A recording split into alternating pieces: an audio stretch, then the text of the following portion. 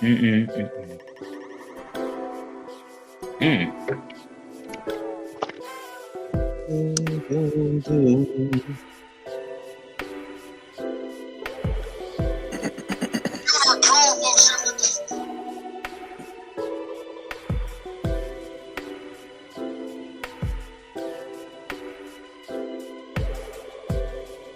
Oh, shoot. Shortbread.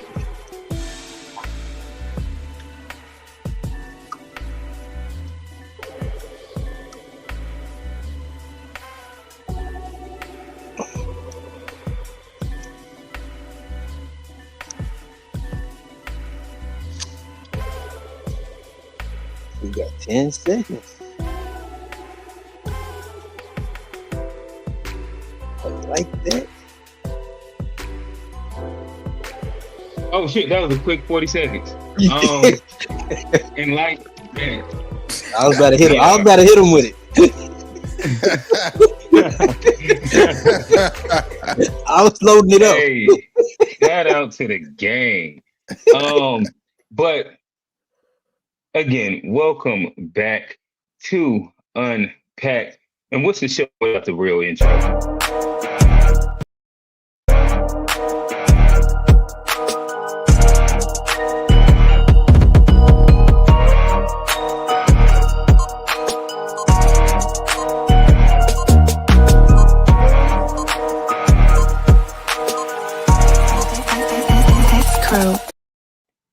All right, the proper introduction. Shout out to the guys. Y'all see the three. Here we are. We're back again. This is Unpacked, presented to you by the To Be Fair Show and The GSH podcast.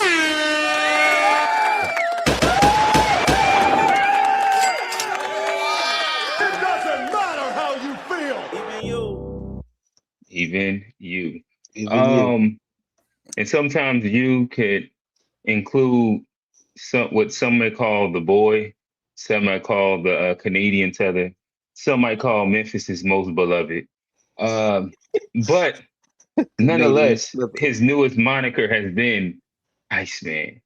And we're gonna kind of talk through it. I know we breezed over it a little bit, but there's not been a hotter topic over the course of the past 2 weeks than this Drake album. What it means, is he back? Could he ever leave given his demo? Uh, is he now officially iced out new Michael Jackson with braids? I guess I don't know. Um, what album was better? The big three. They've given their last three efforts.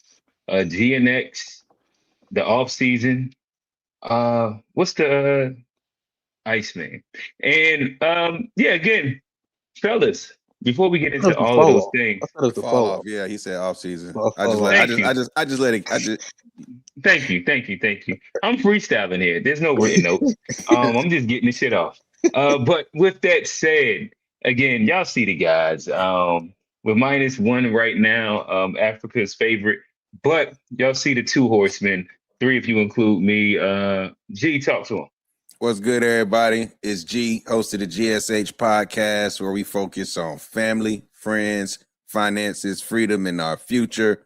Forget about everything else. Check it out wherever you get your pod. Search GSH POD. Y'all see him a third of the To Be Fair show. Um, the host of the To Be Fair show.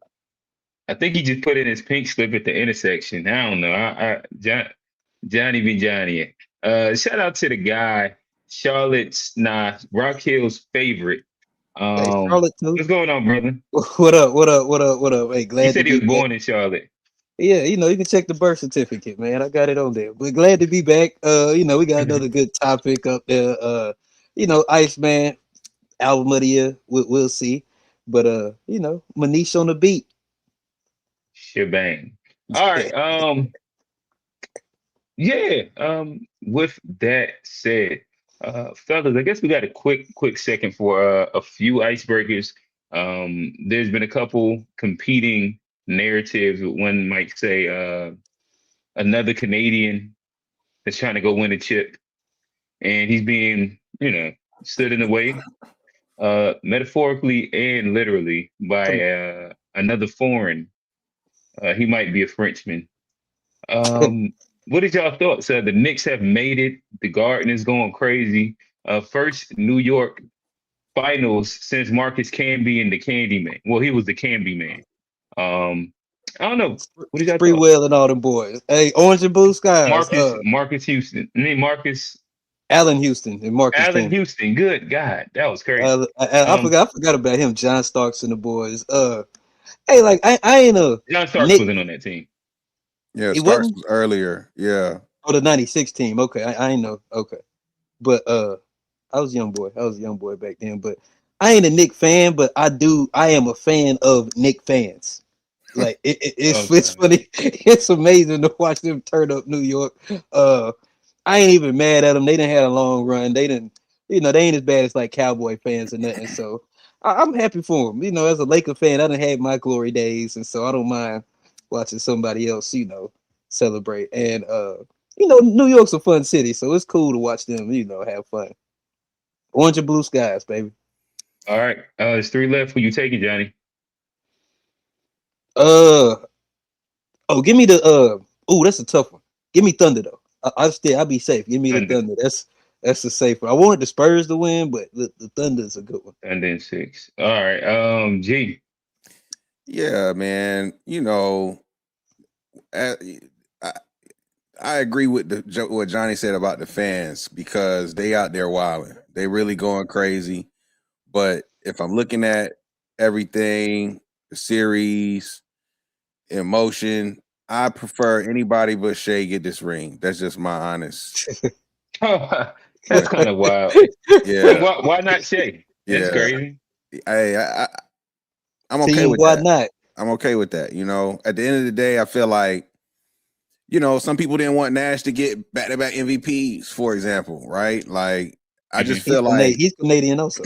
Yeah, I just feel like if Shea gets this back-to-back, he already got the MVP. If he follow up with the back-to-back championship and finals MVP, he's gonna be just career-wise already in a very like elite company, where it's like if he don't do nothing else for his career, like it's gonna put him in such a stratosphere where I'm just like I don't necessarily people down the list. I don't necessarily want him to be there. Pause. That sounds like hate. It might be a little bit. It might be a little bit. Like you don't want to make room for new legends. Nah, some like that, that's like the big issue right now. Not right now. Like not right Canadian. Our generation don't want to make room for new legends. It's just we want American legends. But look, conversely, I want Wemby. No new legend. I want Wemby. I would love for Wemby to get a ring and start the career off as the new GOAT of all time, like early championship out the gate. I'm not mad at that. So it'd be like a 2-year difference between when Shea got his first win and when Wemby did. So could Wemby win 2 straight? But and then 2 MVPs back to back. Oh, Wemby can. So all Wemby got to do is hate. stay healthy. That's crazy. You just have Shea hate. You don't got players in the league you just don't really fuck with. Yeah, Dylan Brooks. I mean, not rock with Dylan Brooks. I don't know. It's got to be players out there you just don't fuck with for whatever reason. Like, this season. I'm not rooting against LeBron. I'm not rooting against, but I'm just not rooting for him. I'm cool with him. I don't know. Like, I understand what G's talking about, because I feel like if Shea do win this one, it's gonna knock some of our all-time greats down the list a little bit. Like you gonna have to replace somebody. But that's not my point. But that's not my point. It's not so much that it knocks somebody down. I just don't think I don't want him in the room. That's more so what I'm saying. I don't think he's ready to be in that room. But niggas haven't did what he's been doing. Like he's averaging about 32 straight years. His numbers, his team, and then if you get the MVP and Finals MVP, I know it's a great accomplishment. Make room for new legends. He got an all-time whistle too, though. Yeah, look, I just all-time whistle. I'd like the Brunson story better. Every single. I would like the Brunson story better. Well, I don't get no. And I would like the Wemby story better than Shea doubling up. Pause. That would be my personal opinion on it. Yeah, because nobody Like you don't make room for new legends. I just Brunson getting said one. Brunson and Getting Wemby. Like yeah. those are both Brunson and going to them be getting new. one means They both going to be new legends by winning these rings. I think that it's mad people with one. Brunson's going to be all And time then with a Knicks ring. And then if we're As a looking at undersized point Brunson guard. or Wemby, neither one of them have the other hardware to start putting them inside the stratosphere. It's the same Brunson reason get why niggas one. hate on Jokic. No, but Like, Brunson get make one room for new ring legends. in New York. So yeah. So look, I'll root for Brunson because if Brunson get one ring, he's in another stratosphere of elite players that you can't only really talk about point guards leading a team to a championship at his size. It ain't Him and Isaiah Thomas. and Steph Curry. Steph a little taller, but like Steph a little taller, but Steph. still is considered Steph is like undersized. 1 inch taller. I thought Considered Steph an was like undersized 6'4". player is what I'm saying. Like Yeah, Brunson's 6'2". Oh, I thought he was 6'1". I was saying 6'1" everywhere. so, yeah. Look, Everywhere I'm I cool looked with at. new legends. Well, no, I heard it on NBA. They You're said not. You, like, Also, maybe I just don't fuck with OKC too. Maybe it's just as a Mavs. I just don't really fuck with OKC. I just like that's smooth. I like that one better. you know. Yeah, I don't really like OKC But it also like that. sounds like y'all want to keep the legends of yesteryear at a very That's specific Johnny's take. space. That's not my take. My hate is about the present. Okay, I got you. And I guess what I'm hearing is that I'm not even hating if on them either. they hit the accolades that are worthy of them doing it, just because our generation, we want to be tied to our previous legends, the KDs, the Melos, the Brons, the Currys, the Dirks. I think that True legend. Make room for new legends. I was saying that last year about Kendrick. And what better way for a segue? Or do y'all want to talk about the white people reparations? Who getting reparations? You talking about that Trump shit. Sixers. You talking about the J6ers? Yeah, six. Another Sixer. I'm saying they should find a better word for it. That's my only. They should find a better word for it because reparations is giving them reparations. That sounds like a slap in the face. But like, other than that, I don't really pay attention to it. Does anybody have a breakdown for exactly what happened? Steve, if you here, I'll throw the call in real quick if you want to throw a quick breakdown. I don't have a full breakdown. I just have a gist of what is being offered. Yeah, I saw there's something about the IRS that I can stand in lieu of the lawsuit. Okay. All right. So right now, if Steve called in, we'll hit that. But if not, I know that the guys y'all are having some conversation previous. Not to get y'all to repeat everything that you said, but we are almost 2 weeks out from the Drake album. What is y'all thoughts? How y'all feeling? I think it's aging well. That's one of my things. Like, there's a lot of albums when you hear it the first time, the second time it's not as good. I feel like this is one of those where the second time, the third time, it only gets better, and it hadn't got played out yet. So to me, that's my like second and third impression is the more I'm listening to it, the more I'm catching it. It was one bar I caught last night. Buddy said, I'm finna niggas rushing to finish like they slapped them together.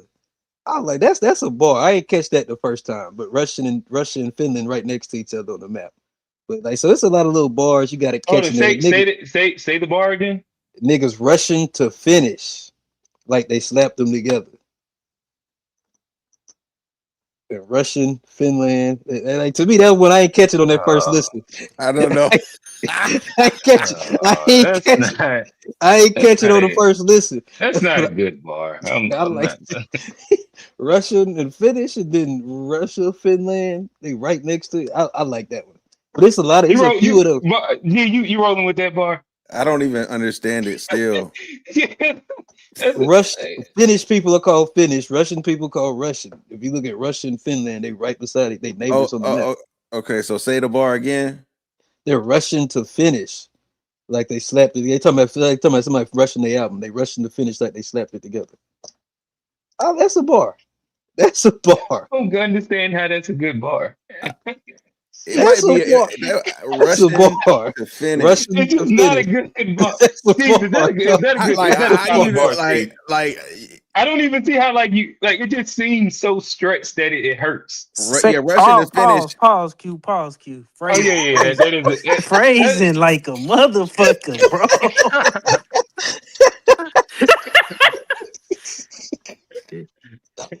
Hey, that's top 5 It is AO not ever Russian to on the finish. show. what did I say? You said Stretch? you said it's stretching so much that it hurt type. Just like, come on, man. Well, I didn't say it. That's it. He's stretching, but Oh man. Yeah, I don't know if that make Oh, it no man. That better, might make man. it worse.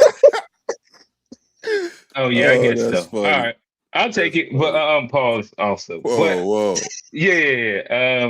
Oh, Is boy. that a good bar, Steve? Say it one more time, Johnny. Say it one more time, Johnny. That niggas rushing to finish like they slapped it together. I don't know, Johnny. Maybe you just delivering it. I mean, I'm not saying, but when I first heard it, I knew it was like a Russia bar, but I didn't realize that Russia and Finland were right next to each other on the map. Like But when I heard it, where's the slap part come at? Slapped it he talking about together. he talking about finishing the album. He's like niggas rushing their album. They rushing to finish. I understand what he's attempting to say, but like, what makes it a bar? If there was some culture of slapping between Finland and Russia, now this is a good bar. Like if he capped it off at the end with something, they've been to war. But would it slap it together? Like, how does that make any? I don't understand. I think he said rushing to finish. He talking about he's referring to, I don't remember this other bar, but I just remember hearing that on the first listen, and then I saw a breakdown on it last night, and I was like, oh, that's what he meant. But rushing to finish, he talking about somebody doing their album, they rushing to finish. Like we understand that part. Album together, you just slap something together like you rushing. Yes, we get that part. So Russian slap finish is what you saying? No, I mean, I don't know. Y'all act like I wrote this bar. I don't Russian slap a Finland person, a Finnish person, then it's like, oh, I get this. But if you look at a map and you see Russia and Finland like next to each other, that don't like make it that, Johnny. That didn't make it a bar. Okay, I mean, I just think it's a bar. Like I ain't gotta break it down. I just think that's a bar. That's all I said. I thought that was a bar. That was one of those ones I even caught last night. I was like, oh shit, that's what he was saying. And see, this be the problem.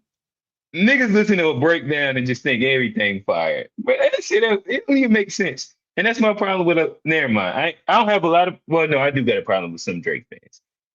Because, like, here's my thing with Drake sometimes. And this isn't a Drake hate podcast, anything. Like, he could have like 7, 8 fire back-to-back bars. And then he finish off the drive with a horrible layup. It go off like the side of the backboard, which is like this one super corny bar that you'd be like, why would you put that in there?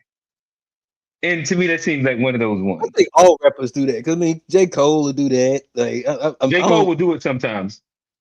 I think there's a lot of rappers that do it. I mean, it's hard to have like, I don't know. I think Drake be having some of the cringy ones. Like he consistently had some corny bars. J. Cole will. As a J. Cole fan, he'll throw one of them out there every once in a while.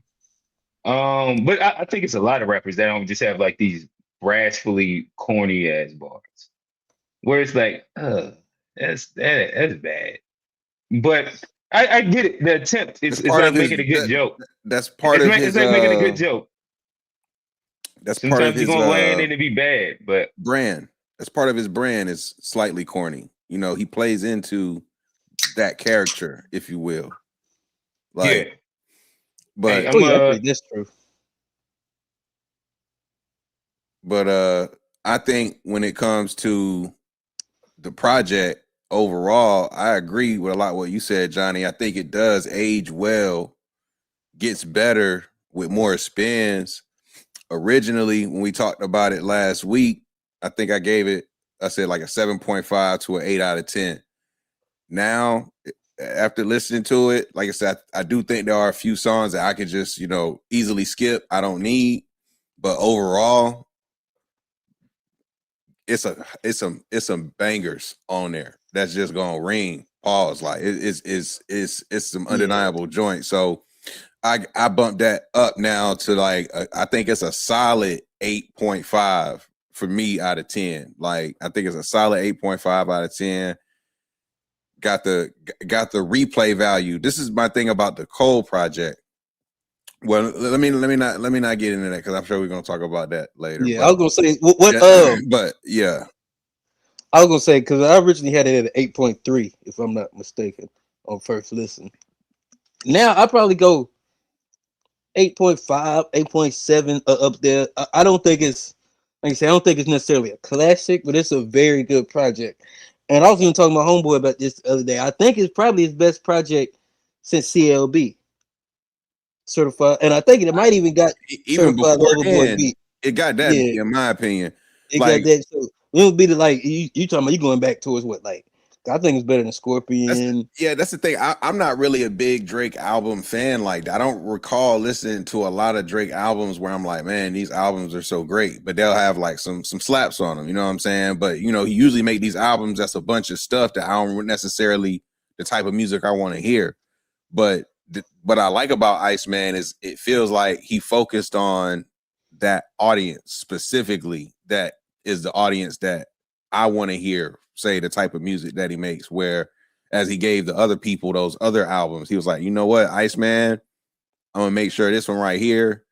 I'm doing the things that people essentially gave him credit for in the beginning, like let him kind of like a reminder to like a callback to like, hey, like y'all didn't forgot, you know, but I'm back. And so I think, like I said, he was talking shit. The hooks are definitely like they on there, the beats are slaps. So you know, and that's the thing, like I think too, like it's about what you listen for when like I'm not really I appreciate niggas who like are just like bar smiths who just bar shit up with all kind of entendres and all that stuff. Like I respect those types, right? Like, you know, I'm a big fan of Lupe, for example, just like a master bar smith, like, but I don't always want to listen to that in every setting either. You know what I'm saying? Some stuff you want to be able to listen to and you don't have to try to make sense of it in a complex way. Get a dictionary out to. Yeah, exactly. It's like it's music. I'm trying to catch a vibe. I'm trying to just, you know what I'm saying, enjoy what's going on without having to always think. Now, again, it's nice when you can make content in the form of music that is thought provoking, et cetera, et cetera. I think all that is great, but generally speaking, like all music doesn't have to be that. And so I don't look at Drake as somebody who you listen to for bars necessarily. Like he's a good rapper.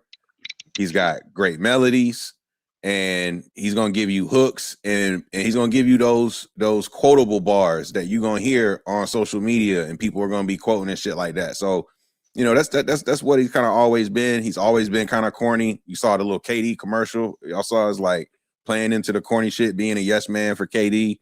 Like, Yeah.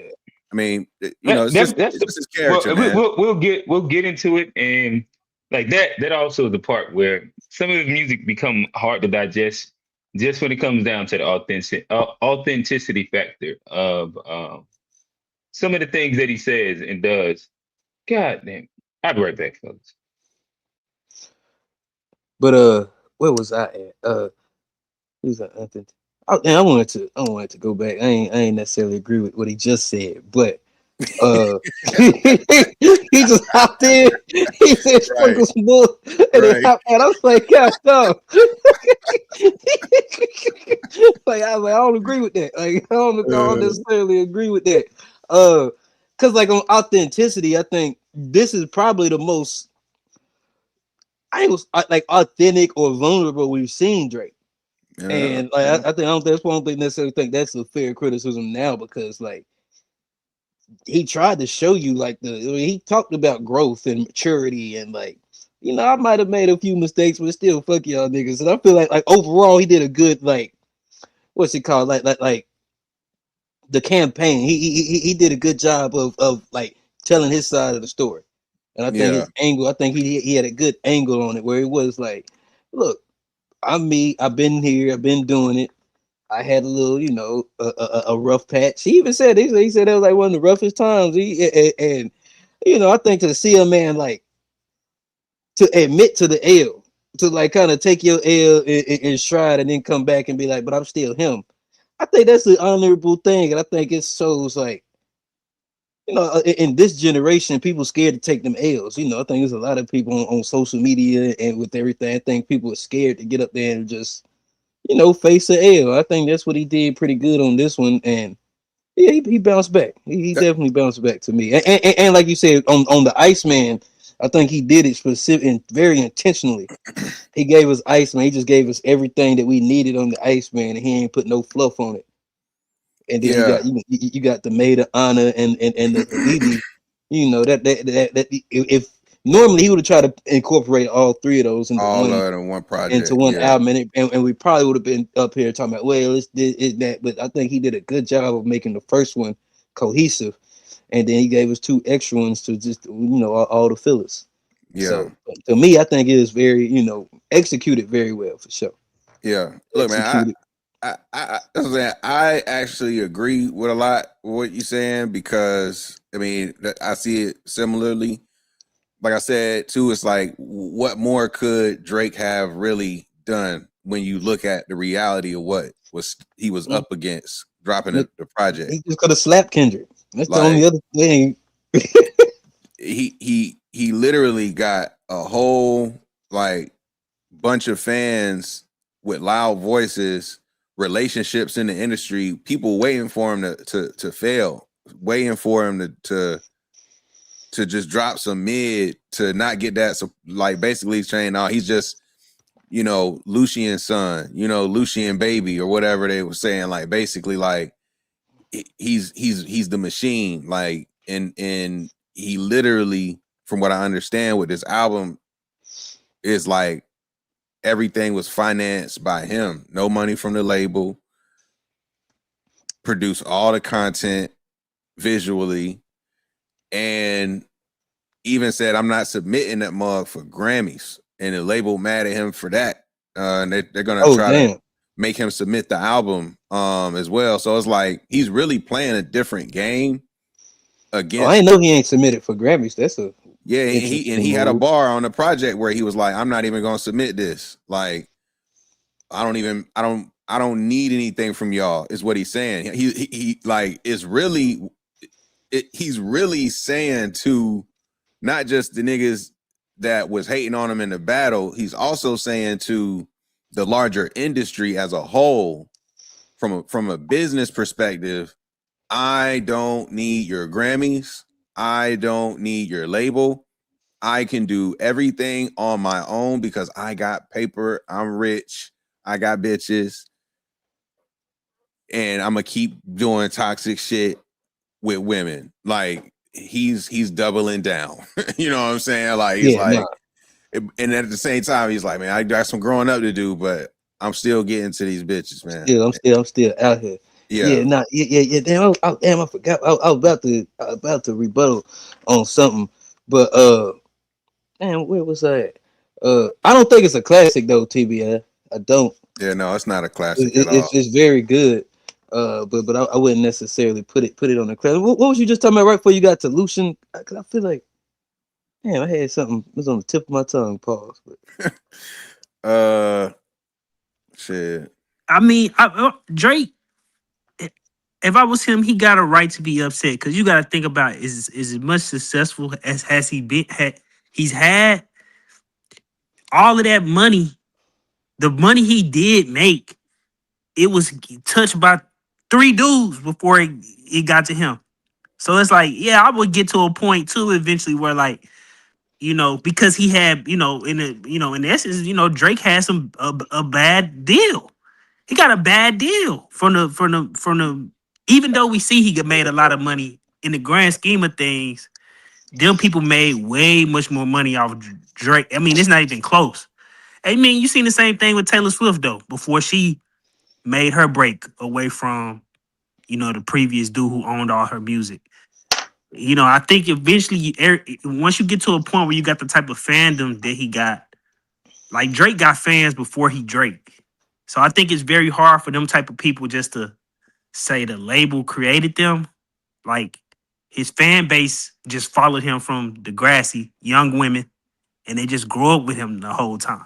Like that dude was popular when I was a kid in high school. Like, I mean, middle school or whatever when people was watching Degrassi. So I think his fan base, just like Taylor Swift and them, when you got fan bases like that, and then you kind of understand that it's like, yeah, you can. That's the really powerful part. It's not just that, oh, I can do whatever I want to do because I'm Drake. It's I can do whatever I want to do, and my fans gonna follow me no matter where I fucking go. Yeah. Oh, and that's what I was gonna say too. Like he even get the haters because like you gonna have like a nigga like Joe Budden. Like he wasn't even like even like the Janet song. They got a clip of him like first day it came out. It's like, hey, that might be a miss. Then 3 days later, the whole the whole Joe Budden podcast rocking out, and Joe Budden talking about how fire the song is, and Drake got Joe Budden bars on the album, and even Budden like, yeah, that's the fire. So to me, I think that's objectively, if you can rap shit, you can talk shit about somebody, and they get on their podcast and still be like, yeah, that's a tough track. I think that speaks volumes of how objectively. But Joe Budden doesn't like just hate on Drake. Yeah, Like but I Joe would Budden imagine gives a lot of Drake praise also. I Like get it. But it's not like I him wasn't. I saying that the wasn't Drake song is expecting. I good. wasn't expecting that after the bars he heard. I was expecting he was gonna be talking shit about Drake. I was like, to me, like if Drake would have rapped like about me like that, I'd have been like, yeah, fuck that out. I mean, but Yeah, I think a lot of people just that's not compare. like them. They don't. Like Drake dissed Joe Budden plenty of times, and Joe Budden's either said like it's times he says it's fire, and times he says it's trash. But he's always giving Drake credit when he critiques. Like he'll say when some shit is hot. That's the best way I can put it. I wouldn't.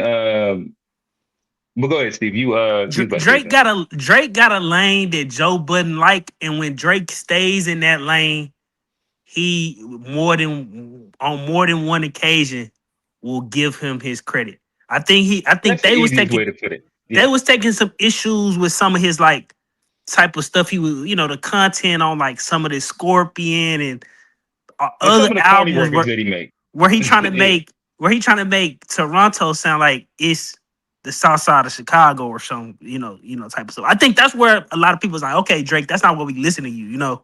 We listen to you for like for the ladies' music or whatever the case may be.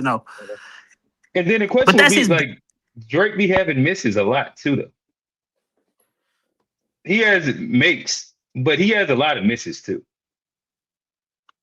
That's also a fact. But it's like LeBron James and Jordan. Both of them niggas have more misses than people have points. They come with the game. No, I I agree. think I was just saying. so. I just saw Joe Budden big up in it, and I think he's a pretty fair critic though. Somebody say What do you Drake pick up is in a. that? But Somebody said Drake is a plant in the comments. And no struggle, no understanding. Okay, we can say he got no struggle. We can say he got no understanding. But Drake is literally the opposite of a plant. He's whatever that is, the opposite of a plant. Drake is the epitome of being the opposite of a plant. Like you like I think all right. Let me let you unpack this first, because this is being the epitome of the opposite is kind of wild to me. like Drake is like performing in front of like 5 people. At one point, Oh no, I opening get up for that, like but Drake also had a bunch of connections and leverage, and then like words that we don't really say on here. Like he was already in the industry. A lot of people He already had he knew understood the and knew who people. he was. but He knew a plant is turning something. Somebody Rihanna is a plant, right? Because Rihanna literally just has an image, and people say, "Well, we can take her image and turn her into a superstar." It's not about the so-called talent per se. When somebody imply that somebody is a plant, it means that they're saying that this person got no talent without me, and then I can add stuff to them and make them a star. Drake first mixtape is big before he's signed. His mixtape is big before His he's first I signed. wouldn't mixtape. call Drake a plant. I think 'cause I would. I didn't even hear the I'm word not. plant until like Ice Spice, and like this is more of a new term. I At least for wouldn't me. call Rihanna a Mm, plant either. I wouldn't call Rihanna a plant either. Because Because plants because don't it have that type of long term. Like you, they're like, is she Like the one hit best wonder singer? almost. No. but I'm Is saying she the she's best? closer Is to she a being best being writer? No, but she performs well on tracks to make good songs. Like, yeah, I because so get that's a that. talent. a But plant so is somebody like Lil we Nas X saying is a they plant. we Lil, saying that they independent. We say they independent, but A in dude reality is plant. they not independent. But we're using that in order to build a bigger profile from them in the like. We got to give yeah, people credit for um, hustling, I think getting that's in different than a spots. plant. yeah, yeah, and so I don't know who that guy is. I wouldn't say that Drake is an industry plant. I also wouldn't say he's the epitome of not of like the opposite of an industry plant. Also, I do think that Drake had some help and leverage and connections through TV, and isn't his like first deal through Switch? What's Jay Prince and Young Money? Like he came in the game with a certain level of leverage, in Yeah, I which a think Jay lot of Prince done him. people don't have. Where even before being his first album, he had features with again the Nickies, the Waynes, the Ti's. Like you can go down the line. Like he had some help. Yeah, He also but that's did not a have some plant. fire shit. Uh, so I'm not saying he's a plant as much as you went to the other end of the spectrum though. Saying like he had help. No, but a plant. Drake was also talented. I'm not so we you keep going back Everybody, to like trying to make a I think a everybody lot gonna have help. But some help. I think Drake had a lot more help than most people, but when he people also was are talented. implying plant, when people saying somebody a plant, right? That mean they saying that they feel that the record label or whoever is creating an image of somebody in the background, and that that their fame is not, or their fandom is not a genuine fandom. That's literally the claim you making when somebody you manufacturing a fandom. Like it's not Right. genuine So, because of but they got talent. right now we nobody said that Drake is a plant though. So like, you keep arguing that part. I'm I'm not. arguing I'm arguing the dude in the chat, to be honest. Right. My So none of us agree with that. All I'm saying is that because Drake is not. Drake that's is just crazy not to the say. opposite. All I'm saying is Drake is not the Oh, opposite of that's it though. TBI in the Drake chat. had. No, that wasn't him that said that. But Drake is not the opposite though. Drake had more Oh, help than the average person, and that's the only point that I'm making. People gonna I ain't gonna recognize talent. pretend. I ain't gonna pretend like Drake was just like a starving artist that just got it out the mud without any help, any leverage. And nigga had Ninth Wonder beats and connections to Ninth Wonder before he got popular. Like these are different things that the average person and person that's not quote unquote a plant at the extreme level wouldn't have. I'm That's the thing that we somewhere in the middle. But I just think it's kind of crazy. Like if people becoming big and famous, and if they get in rooms and people like what they doing, we can't get mad because that's like saying, well, J. Cole got to rap in front of Jay-Z one time and Jay-Z liked him and said, oh shit, I'm gonna help you out. You a plant. I gotta have talent for Jay-Z to be like, I'm worth helping out. Even if I get the chance to say yeah, something in front of. but I also would say that it would be different if J. Cole was also a Broadway superstar and then became a rapper that met Jay-Z in Broadway at Broadway. That then has a different feel to it. But even then, that's a testament. Even then, that's a testament to you having talent, though. Like if he doesn't Okay, have some type cool. of original talent, like I, you're not I don't even know in what this. talent it take to be a child star. I don't know what talent that take. Um, I mean, Degrassi, one of the best performing teen shows of all time. So like, No, I get that, but it's mad niggas that was on Disney Channel that I don't know if they It was had also like in Canada immense too. Like talent. nobody down here watched Degrassi like I that. That never was knew. I never knew Degrassi, and niggas used to yeah. tell me that I think that's Drake from Degrassi. I think Degrassi's for I a ain't never younger. seen a show of Degrassi. I ain't seen Like, one what year was episode. that shit on? Degrassi was coming on when I It was was in around high when we was school, we and girls we're was going Degrassi age. crazy over that shit. That shit did I not don't come on remember in no North or girls South talking about Carolina. Yeah, Degrassi. it definitely wasn't on inside North Carolina. I I South don't just heard remember people no Carolina. say it girls talking about afterward. Degrassi. Y'all was in the trenches. I see that. I see that. Y'all was really in the trenches, bro. I Yo, ain't we Nah. nobody. ain't get Degrassi. Oh yeah, you went to Jordan. Degrassi Oh, was yeah, you went big to in Jordan, right? America. It literally Yeah. got syndicated on Nickelodeon because it was so big. I Hold on. never In what heard year? anybody Hey, ever HG, hear. what And year was it that's on what I'm saying. Nickelodeon? I watched all that Keenan and Kel because I watched Degrassi was all of. so big it literally got syndicated on Nickelodeon in America. In what When year? Like I yeah, see, never it saw said it on Nickelodeon. 2001. That was not out. It wasn't on in 2001, 2, 3, 4, 5, 6, That 7. was Cousin I Skeeter. can All guarantee. that. Yeah. Keenan and I Kel. Hold Who was on. knows? still watching First one. TV during that time. So Degrassi got multiple. Degrassi been coming on since the 80s or some shit like that. Drake, they changed the kids just changed. The kids just changed with 80s. the kids just change with every iteration. Go, go ahead The and ask him, Drake D Mac. the He Drake acting like one, the Drake seasons of Degrassi or whatever they call it, Next Generation, that gets syndicated for American TV on Nickelodeon. The was Drake even? previous Go All right, ahead. so 2001 through 2008 is the era. and that's the What was it? that's the Degrassi that comes Nobody was on in watching that shit America. when I was in high school. Was it on Nickelodeon then? The previous versions of Degrassi Yeah, didn't make it to American syndication. I did. Only the season Drake is on is an American syndicated. Well, I'm actually really happy that you went to the. I don't Huh? think he's talking to you, bro. I don't think he's talking to us. I don't think he's Hold talk- on, man. Okay. And how many people left over there? Yeah, he ain't talking to us. Oh, Hey man, mute, all mute, right. mute that nigga Johnny. No, y'all be getting mad when I be doing too much. Like, Hey, That you get what I'm saying though? what?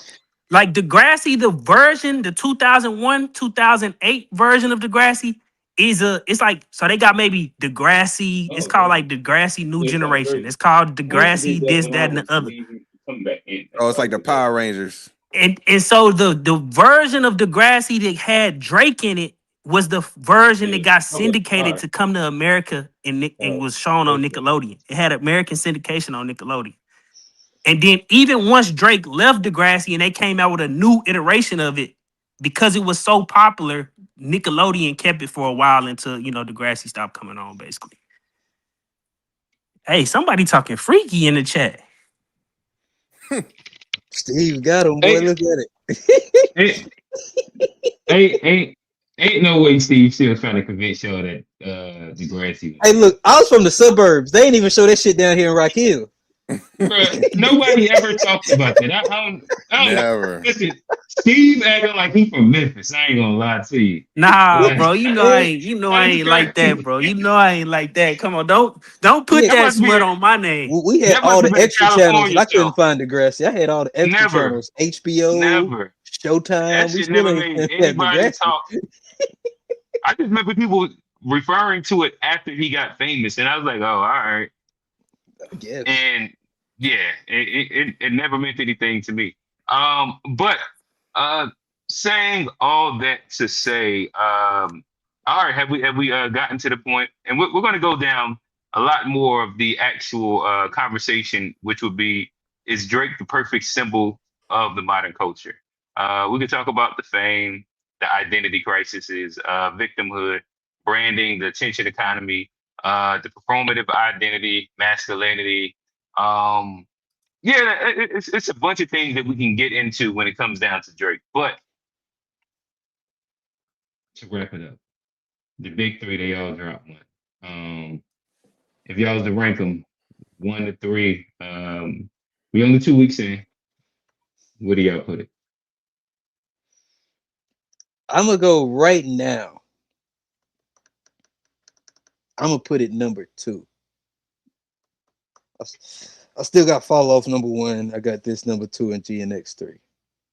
Mm. As of today, that might Okay. change tomorrow, but right now I got J. Cole number 1, Drake 2, Kendrick 3. G. In terms of albums and how I look at albums, I got GNX 1. I got GNX 1. I actually have DNX 1 as well. I got But GNX 1 in terms of how I look at albums. Johnny don't know music. It's all right. You was gone. I mean, you GNX also like a year and a half old too. So I mean, I ain't went back. I mean, you know that came out in 2024. Like we talking about. So I mean, it don't to me. That's tough for GNX because I've gotten tired of it by now. I haven't got tired of the Cole yet. I haven't got tired of the thing. But the GNX, I ain't going back and listen to it in a while. I mean, I can give you that it's an older project, but I think if I just look at the track list and just measure like what's there versus the other two, hyper standouts and the GNX is just maybe one skip, maybe, but it's like I don't, you know what I'm saying? I agree, and that might be the title track. Yeah, I mean, I think so that's the only skip one for me. GNX is pretty thorough, and it's compact as well. It's not like, you know, too much, which both Iceman and Fall Off are, in my opinion, too many songs. But that said, I gotta give an edge to Iceman number 2, Fall Off 3.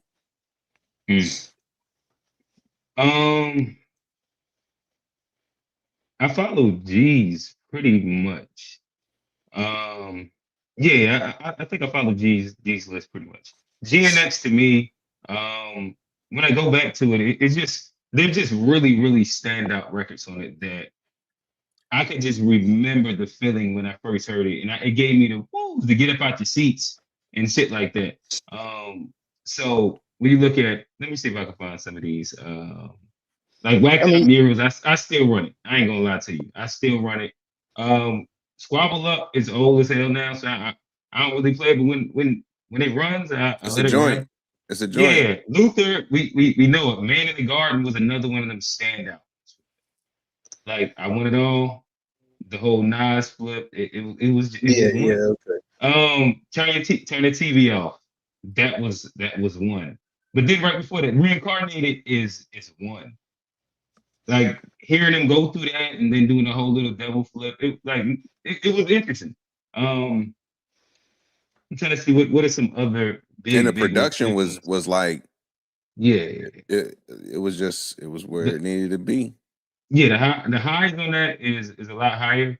Like I said, the Fall Off to me, it's just it's too long. Pause. I think that's probably my biggest issue. And there just wasn't a bunch of records that overly stood out. Like the only record I really go back to like that is the Never Would Have Made It, The Man Above. And then I'll let that I Love Her Again play afterward. Quick Stop is the favorite of mine, but I'm not seeking it out. You got Life Sentence. You got you got a few of them. That's another standout one on there for me. Like is the Fall Off? This Life Sentence. But like the Fall Off concert, like how's that gonna ring live? You know what I'm saying? Like it's got some joints on there. I think but it's not really like that's gonna be interesting. But he had to do it. I don't think he could do both. Yes, J. Cole rocked the entire arena off of what was the one that people didn't like? For Your Eyes Only. Oh yeah. And it's a whole arena of niggas rapping that whole last record. Like, he do got a fan base. That's true. Like his fan base love that shit. He do got a fan base. They gonna love it. So it's not even the arena's gonna go crazy. Stadium, whatever he's gonna be in. But I think the Drake album, like there's records I'm gonna keep playing for sure. Like I'm not a Drake hater in that sense where I think Shebang is gonna play out really quickly for me, but I know make them pay. Like it's gonna get played a lot for a long time. I'm trying to think that there's like one or two more of those that's really, really solid. But then he has a couple records that Like I like the intro on this joint too. For Janice, I had just said that that's gonna be one of them ones. real, yeah. Dun, Um, I got the heat seats, baby. Yeah, yeah, that joint you can slap. tell. Like it's one of those when you first listen to it personally, it meant nothing to me, but I can hear the melody once it like it's repetitive enough and catchy enough and interesting enough that when paired with the right visuals, TikTok, XYZ, it's gonna go. Yeah. Um, It's one of the one you and hear somebody else playing it and you be like, That oh, Janice, shut the fuck up. It mhm. activate like that autistic thing in your brain, and that whole just the it frequency activate on the it, just ism. It's the something. frequency. It's definitely something. Yeah. It It's activate sonic, the something ism. sonically about it. This shit make you just fucking that whole hit. No, But that's That real. hook, listen. man. He's I a hook did writer, listen. man. That hook is phenomenal. This is my post that I had today, and listen, I stand on it. Drake, he dropped 43 decent records. The Young Miami still got the song of the song. Oh my god, Q, not you too. What's Like that? it or That not, all that. like it, Spin that shit. Spin that it shit. that shit. Spin that shit. Spin that shit. Like it or not, that motherfucker is the Spin one. that shit. Spin Like you that can see shit. the energy around it, like the organic shit. Like everybody on every stream. Like when I seen Adrian Broner and Dean, and then I seen it might have been like two other. I was like, oh, this one's up out of here because you already know all the females is on it, but it's just something like it's like the Janice record. I No, the actually thought dudes. that it was a sample, but I couldn't find the sample at all. But No, that that song remind me of like when Glorilla first came out because it got like it's one of those women songs that got like all the niggas singing it. And it come on and like ain't nobody like shamed like singing. I'm like yeah, it's like one of those and ones. shout out Cosby, our outside reporter. Cosby said that it was between that and he gave Drake his prop. He said, what's the one that's going right now? Not Janice, but Shebang. He said Shebang and Spin That. They both had about the same reaction outside. I Who think it you was at said? Penthouse. Cosby, you know Cos. Oh, He was okay. unpopular. Okay, yeah, Yeah. yeah, yeah, yeah. That's Um, fair. and my only thing is that I think the record that's going to go or last longer is going to be Janice. I think Shebang is so catchy that it's going to get played out. It's like hearing Not Like Us right now. Hey man, I We told heard it you so last much week. that it's like, yeah. Somebody put I Shebang told you on last Hickory week. Janice Dickory was Dock. one of them ones, man, and it's everywhere too. Like that hook is special, and the flip is subtle, but like when he getting that for real at the end, like it's like a whole Oh, new yeah, no, vibe to the song. it's a little weird little thing. And he's not talking about nothing, so it works. I It think all his works. gangster shit just don't work. But like when he's doing like that weird, cool little shit, I think it works. It's cool. Um, yeah. Steve, we'll toss it to you. I'm telling y'all that Drake is always gonna hit more. It's like Steve, right Travis now, Scott. It's like Steve. Right now, you're ranking the three albums. oh 3 albums. Oh, that's easy. That's easy. That's easy. I got it. I got it. GNX #1. Come on. Okay, all right. Cole #2. Drake Okay, #3. But I ain't saying no. I ain't saying it as if somebody just trash it's because I horrible. put Yeah. it's about six records off that Drake joint that's like really like I think they really good. Yes. I agree with that. Like I said, I ain't very hater. Um, I think he corny and he do corny shit, and sometimes he has corny bars like rushing the Finland and slap somebody. What? That was such a crazy We bar. gotta go listen to the album because Go I hey swear look, I promise you it's Johnny fucking the bar up, man. It hey gotta look, be I because ain't I'm no like, rapper, but like where's the connection? Where's the connection?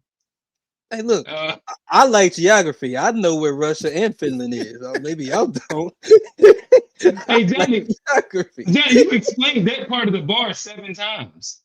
Well, then that We was the didn't only miss part that of the part. bar. Well, then y'all just don't No, like no, geography. Like it's just a no. When you don't geography bar. understand geography, there has to be a way that connects slap to this for it to make sense.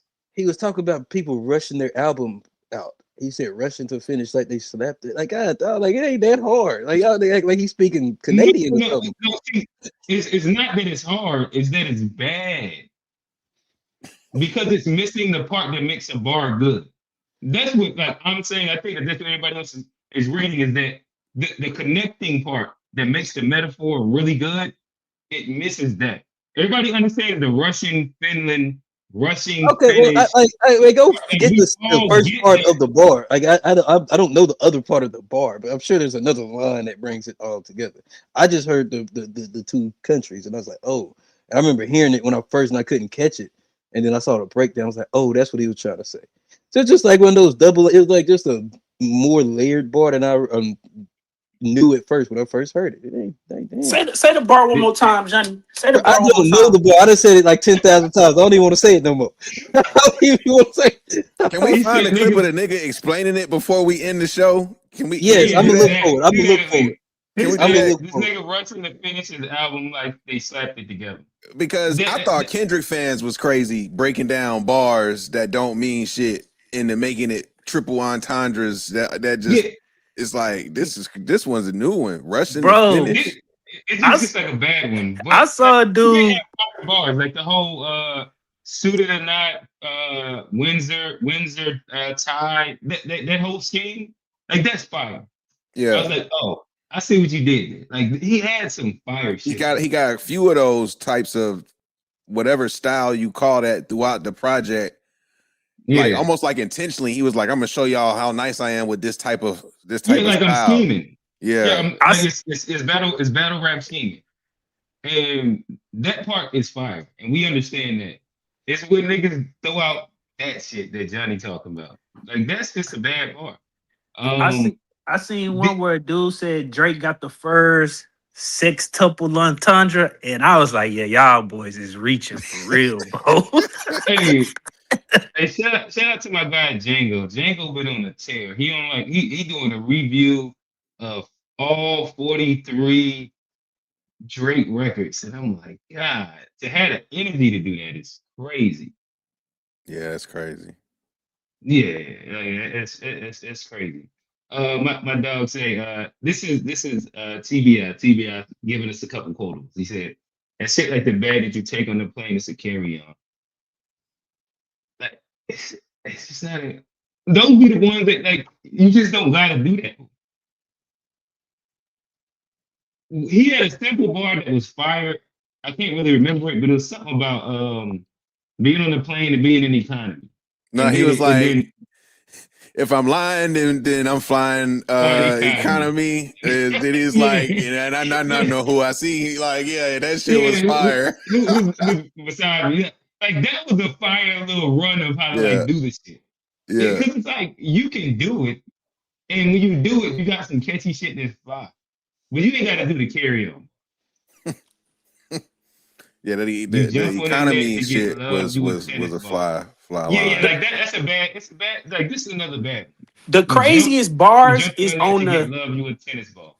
that National Treasure joint where he dissed Demar. Yeah, He he That's was what snap. song. Yeah, definitely he was definitely That's what going song. crazy on That's what song Demar. this is on. It's on He's National Treasure. snapping on that joint. He was definitely going crazy on Demar. He was Pause. going crazy. Yeah, yeah. is that the National ABC Treasure is Demarcus? one of the highlights for sure. Is that ABC Demarcus? I don't know if it's on that song. I don't think it's on that song. Who was that? Who that wasn't a DeMar DeRozan bar? That's National Treasure. National Treasure. The whole first segment of the song is directly about DeMar DeRozan Right. and how they won a ring with Kawhi, and we sent your ass to San Antonio. But he was killing DeMar on that. I was like, And Sacramento, the yeah, he killed King, him. all this other shit. Like, yeah, he was rapping. It's like, I'm damn, gonna have to this go nigga back and really don't listen to like that. basketball players. Like, But I think that's low key kind of the weird, corny part to a lot of it is Drake getting mad at the niggas that he was groupies for. And that's when you understand your spot in the ecosystem. I talk about ecosystems a lot, especially on like the basketball side. But even on like when we get into like this entertainer ecosystem, Drake was way more of a fan of these guys, clearly, than they were of him. And he was cherishing and relishing inside being in the presence of LeBron or against DeMar DeRozan. And these guys really did. They're like, he cool. He probably was like, he kind of cool. Hey, man, you heard what he said about 23 and me?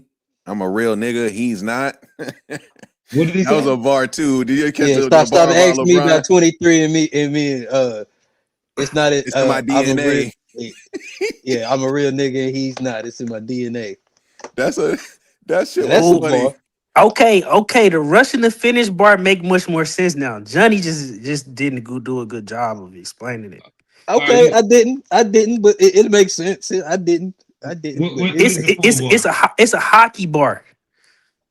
Okay. Because Russia, Finnish, obviously they're right next to each other. But when you say slap in Canada, that means like two places that historically known for playing like great hockey against each other.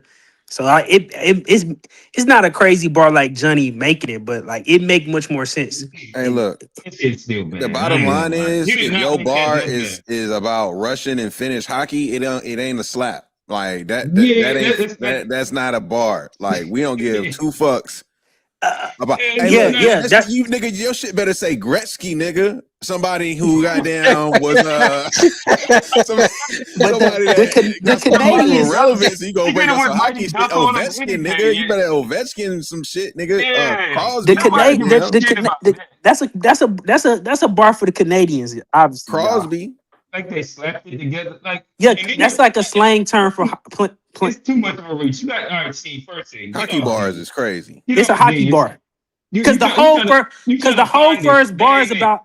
Because the whole first bar is about sports, so it's basketball. It's some other shit in there about sports, and I think he talking about Kobe and Shaq. I think he just going for a sports theme in there. I don't think he really using it for like the geography point that Johnny making. I think it's just keeping up with a sports theme in the first bar. That's all I think. I don't think it's no deeper than that. I'm not saying that's a crazy bar. We did a region right now. Yeah, Johnny. I said if you find the joint of the man explaining whatever he was talking about, we play. But like I didn't find the exact one, but I've seen this like two different breakdowns. Because in that first bar, he talk about basketball, football, hockey.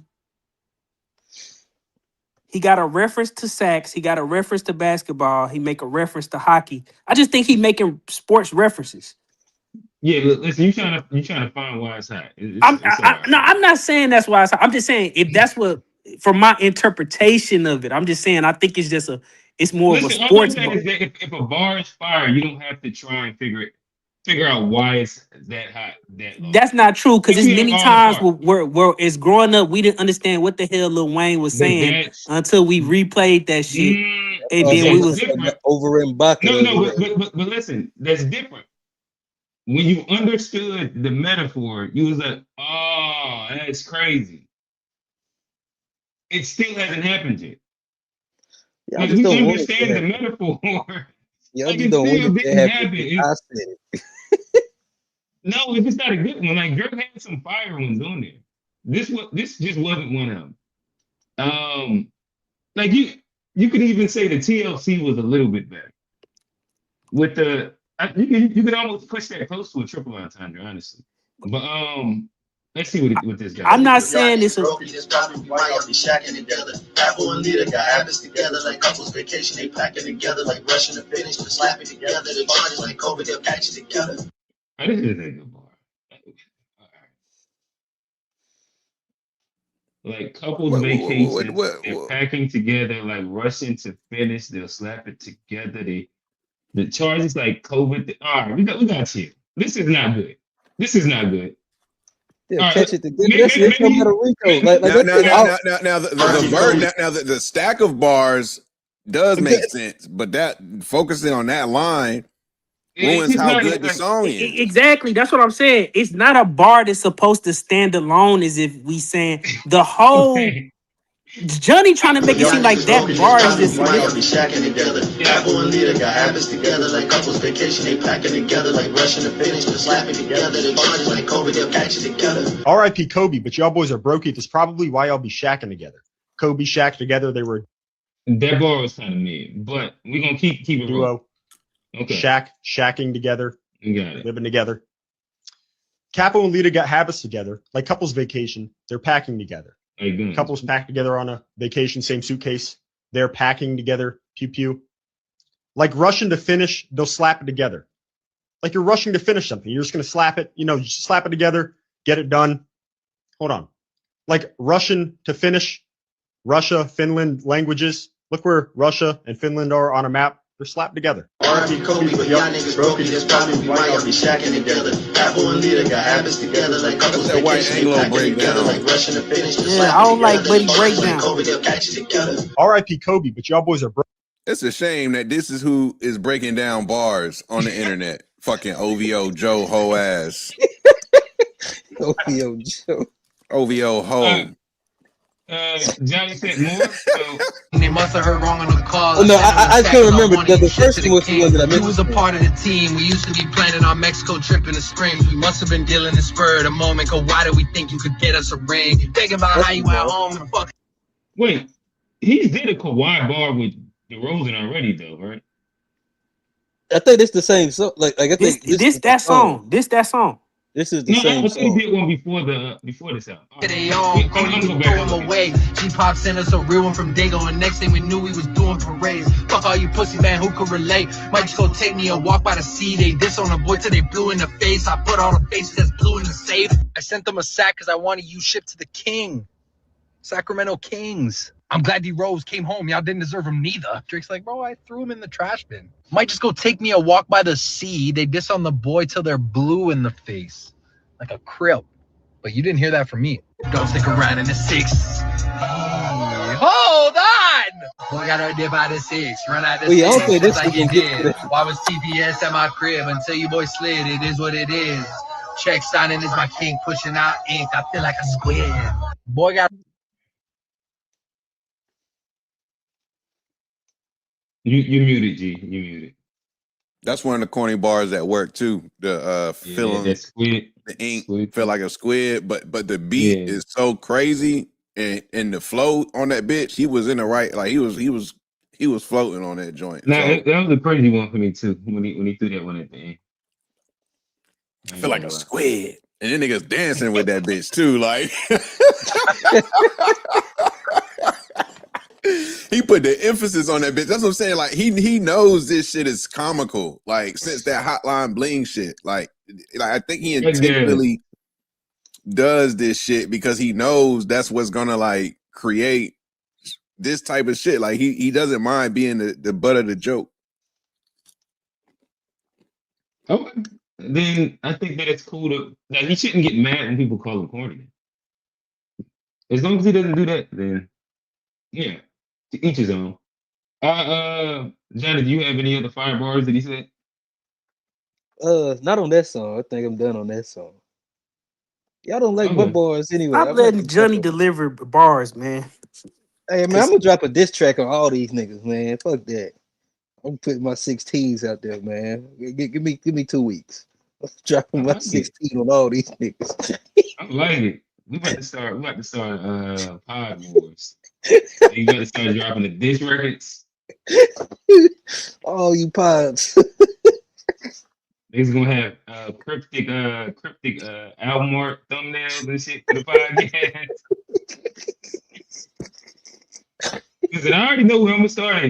I'm gonna have Johnny walking out with his pants sagging, and I'm gonna call it Arrested Development. That's where I'm going. Oh, that's okay. I got some bars. I got bars. Hey, look, I don't be saying that much, man. You can't be saying that online.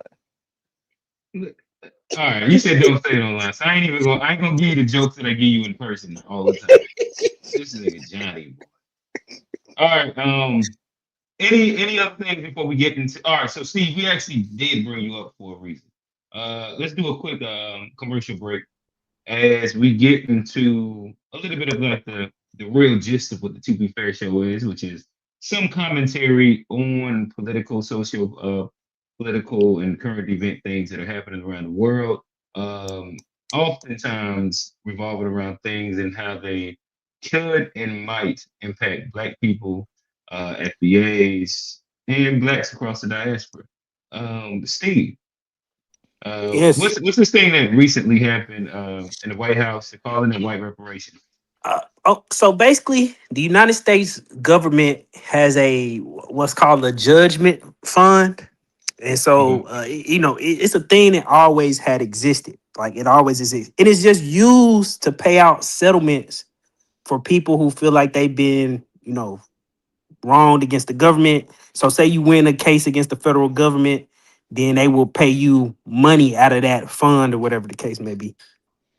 So now basically Okay. because of the so you don't need an actual congressional approval for the money because the money is And you said this is already there. from what again? From the what fund? What you say?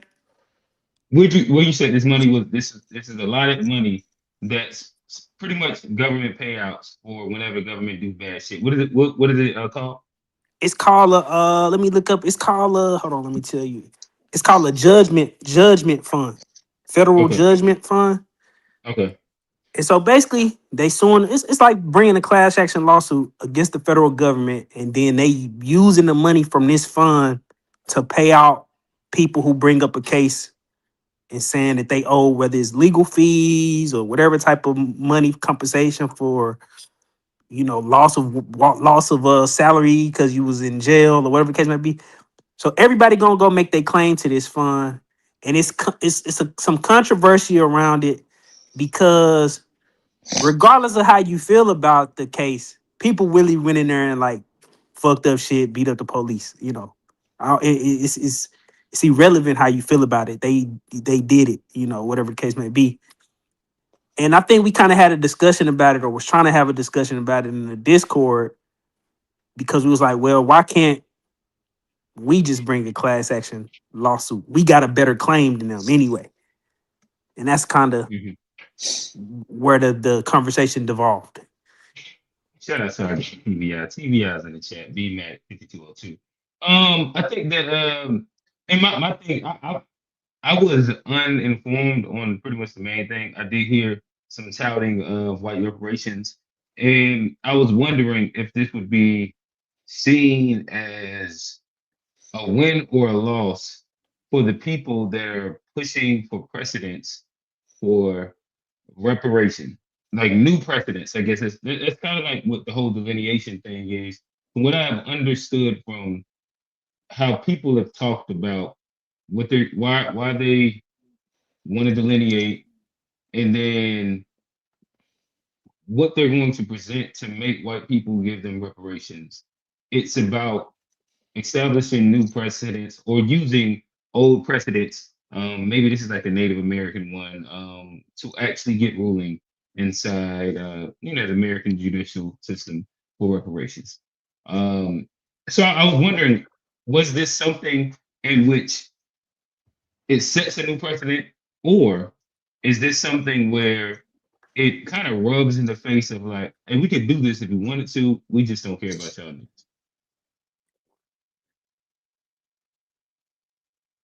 I'll say, I was gonna say you asking Steve or everybody. Oh, this is the everybody scene. Oh, uh, I mean, I think it's a slap in the face, honestly, because like yeah. To me, it's a slap in the face. I don't really trust the precedent thing. Like, there's been precedents before. If we didn't set the precedent, I don't think other people getting it is going to reset the precedent to where we can then come back. So to me, I don't really have faith in the system, and that's why I say it's just a slap in the face because they gonna give it to them 5 years later, and we've been waiting for it for what 100+ years. I don't see how this gonna help us get anything. G. yeah, I see it as a it's an interesting thing. It makes me ask the question of like, why hasn't this been done, or has it already been attempted and denied in the past as it relates to like some form of payment for wrongdoings by the federal government? Because to my understanding, this whole thing is a claim against the wrong, saying that there was a wrongdoing by the government. And so if that's the basis for the claim and they're getting paid for it, slavery definitely fits that same bill. And I'm like, well, reparations would require the legislative piece. So in theory, I'm thinking this is if it hasn't already been shut down before, and I'm just not aware, like, oh, this was tried and it got shut down, XYZ. I'm like, okay, well, is another avenue to get some sort of repayment to descendants of slaves. Like, could it be through something like this versus reparations? Like, can we approach both angles? Like, so I don't see it as a negative per se, but I do think it also highlights the reality that it's going to be very difficult for that to happen for us versus how these things seem to happen for other people, even when they're like criminals committing crimes. Now, I will say this: one precedent I'm thinking, like after what you just said, G, that may work, and it probably not gonna something that's gonna benefit all black people, but it's enough of us to where I think it could make a difference. But if there's a precedent for getting reparations for wrongful federal conviction, I'm sure there's a bunch of black people who've been wrongly convicted by this government who don't know anything about this fund, who probably haven't, sent claims off to receive their fair compensation. Because we look at like the wrong who's number likely to get wrongfully convicted. It's us.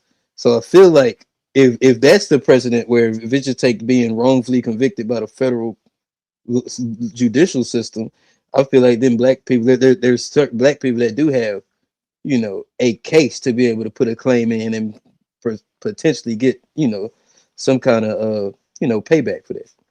Yeah, the FBA just said that that's not black specific. They But said also, I everybody that's think exonerated. Steve, Well, I I mean, wanted to ask you. I'm not saying black, but I'm So saying if black people could get it, I think it would be helpful. I understand what you're saying. So again, the conversations that I've had, typically it's something that only wants to isolate black people, and that's what's looked at as reparations. If other people could get it, and even if it's majority black, they don't want it because it's not specifically for black people. Steve, I wanted to talk to you real quick. You are currently the most knowledgeable in the FBA diaspora war streets. Um, let me not say diaspora war, because I think that triggers people for some reason. You are one of the more knowledgeable people when it comes down to the code. And when Dialogue. people talk about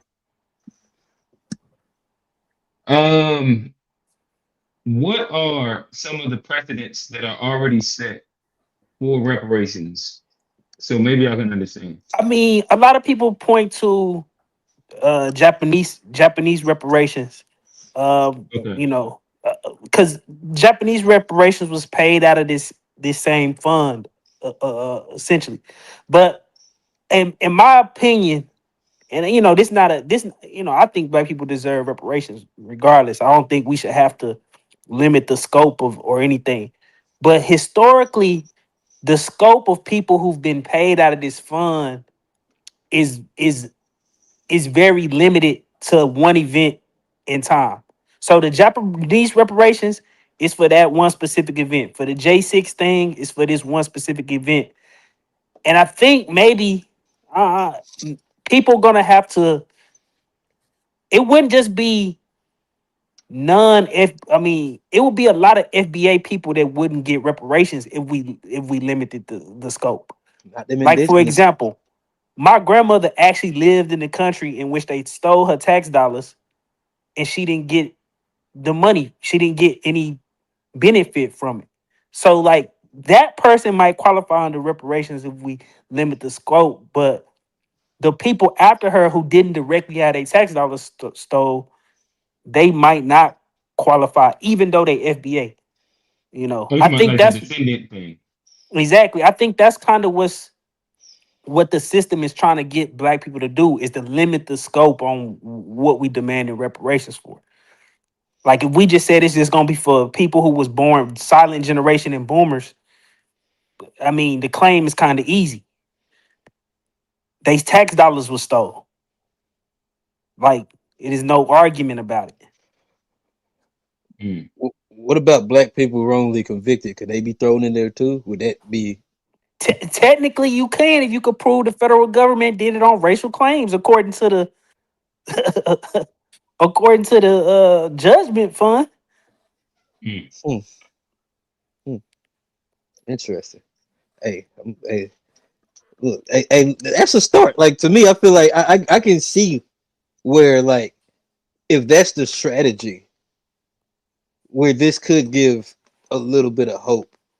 I mean, I can understand it, but to me, I don't have faith in that. I feel like always they're gonna find a way to be like, well, it's okay for them, but when it comes to y'all, a- and I think like what Steve was saying, I think that is why having a more concrete idea of who is gonna get it, who is deserving, and who we should push for to get it. I think it makes sense for sure.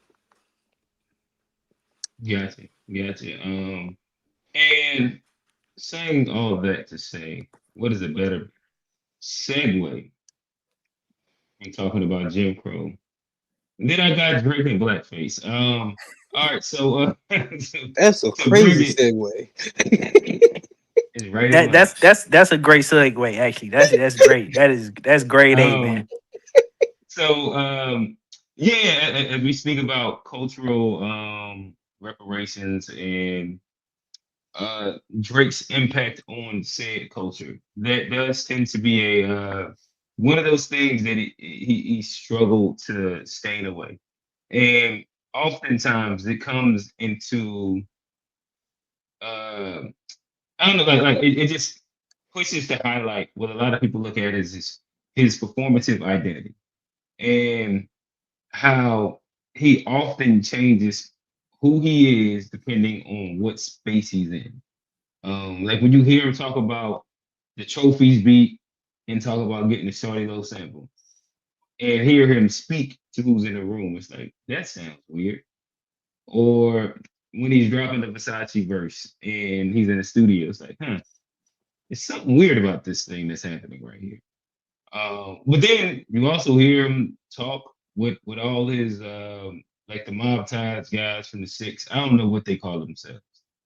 Um, Tutu. inside that like inside that Toronto slang, and they talk about how they really, they wasn't child stars. They grew up really violent, and it's like such a weird little thing that happens as he switches.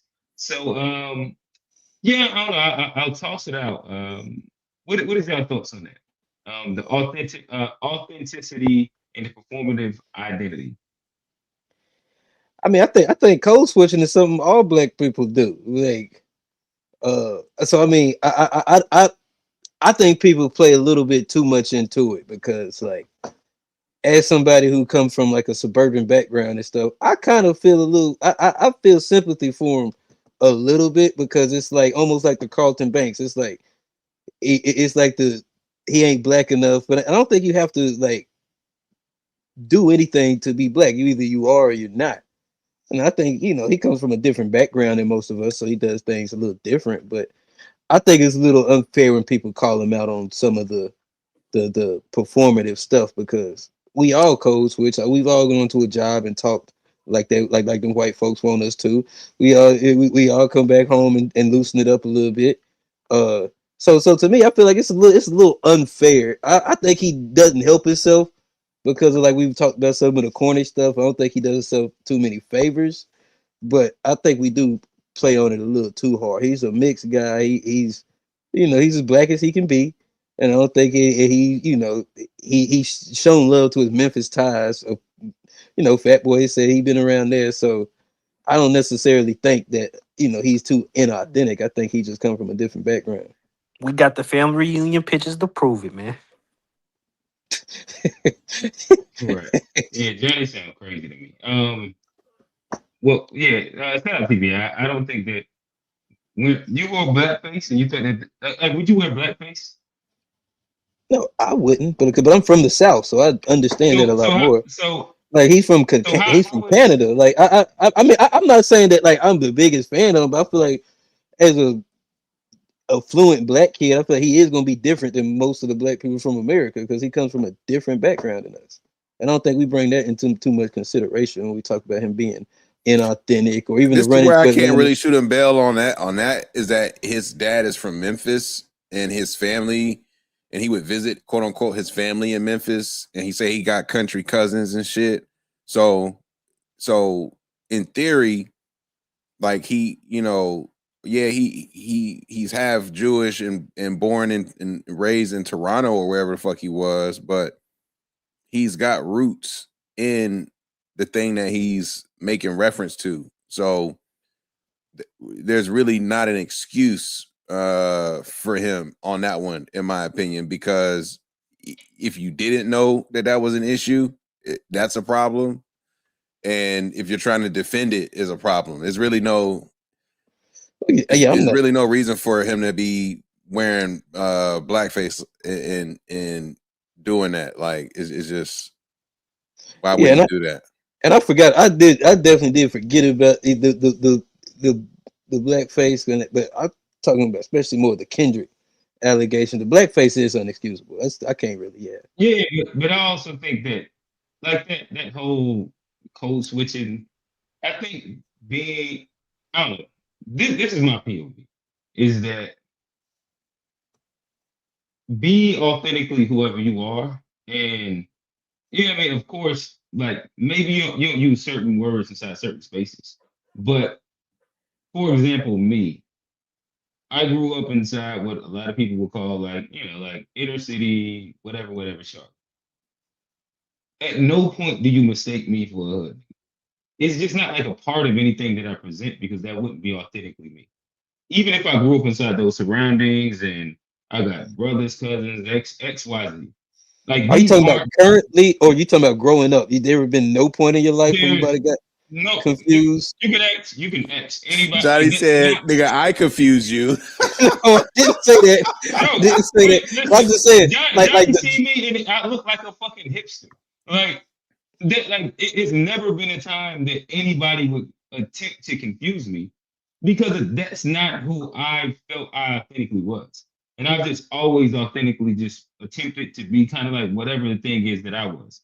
Like like Jeremy's known me since like he was pretty much like early high school. So anybody that you can reach to, and you know mad people from like my childhood. So nobody would ever say that that's a persona that I took on. And so to me, when you're attempting, and I've always just like looked at people different when they're attempting to be different things in different spaces, like completely different things. Like if I came and just started talking about like, because I'm from this neighborhood, I could get you this, that, and the third, or you know what I mean, I started talking completely different, or I just did a bunch of other different things. To me, I think that's where the corny line comes in. And that'd be me being somebody that's from a space that is classified as said thing.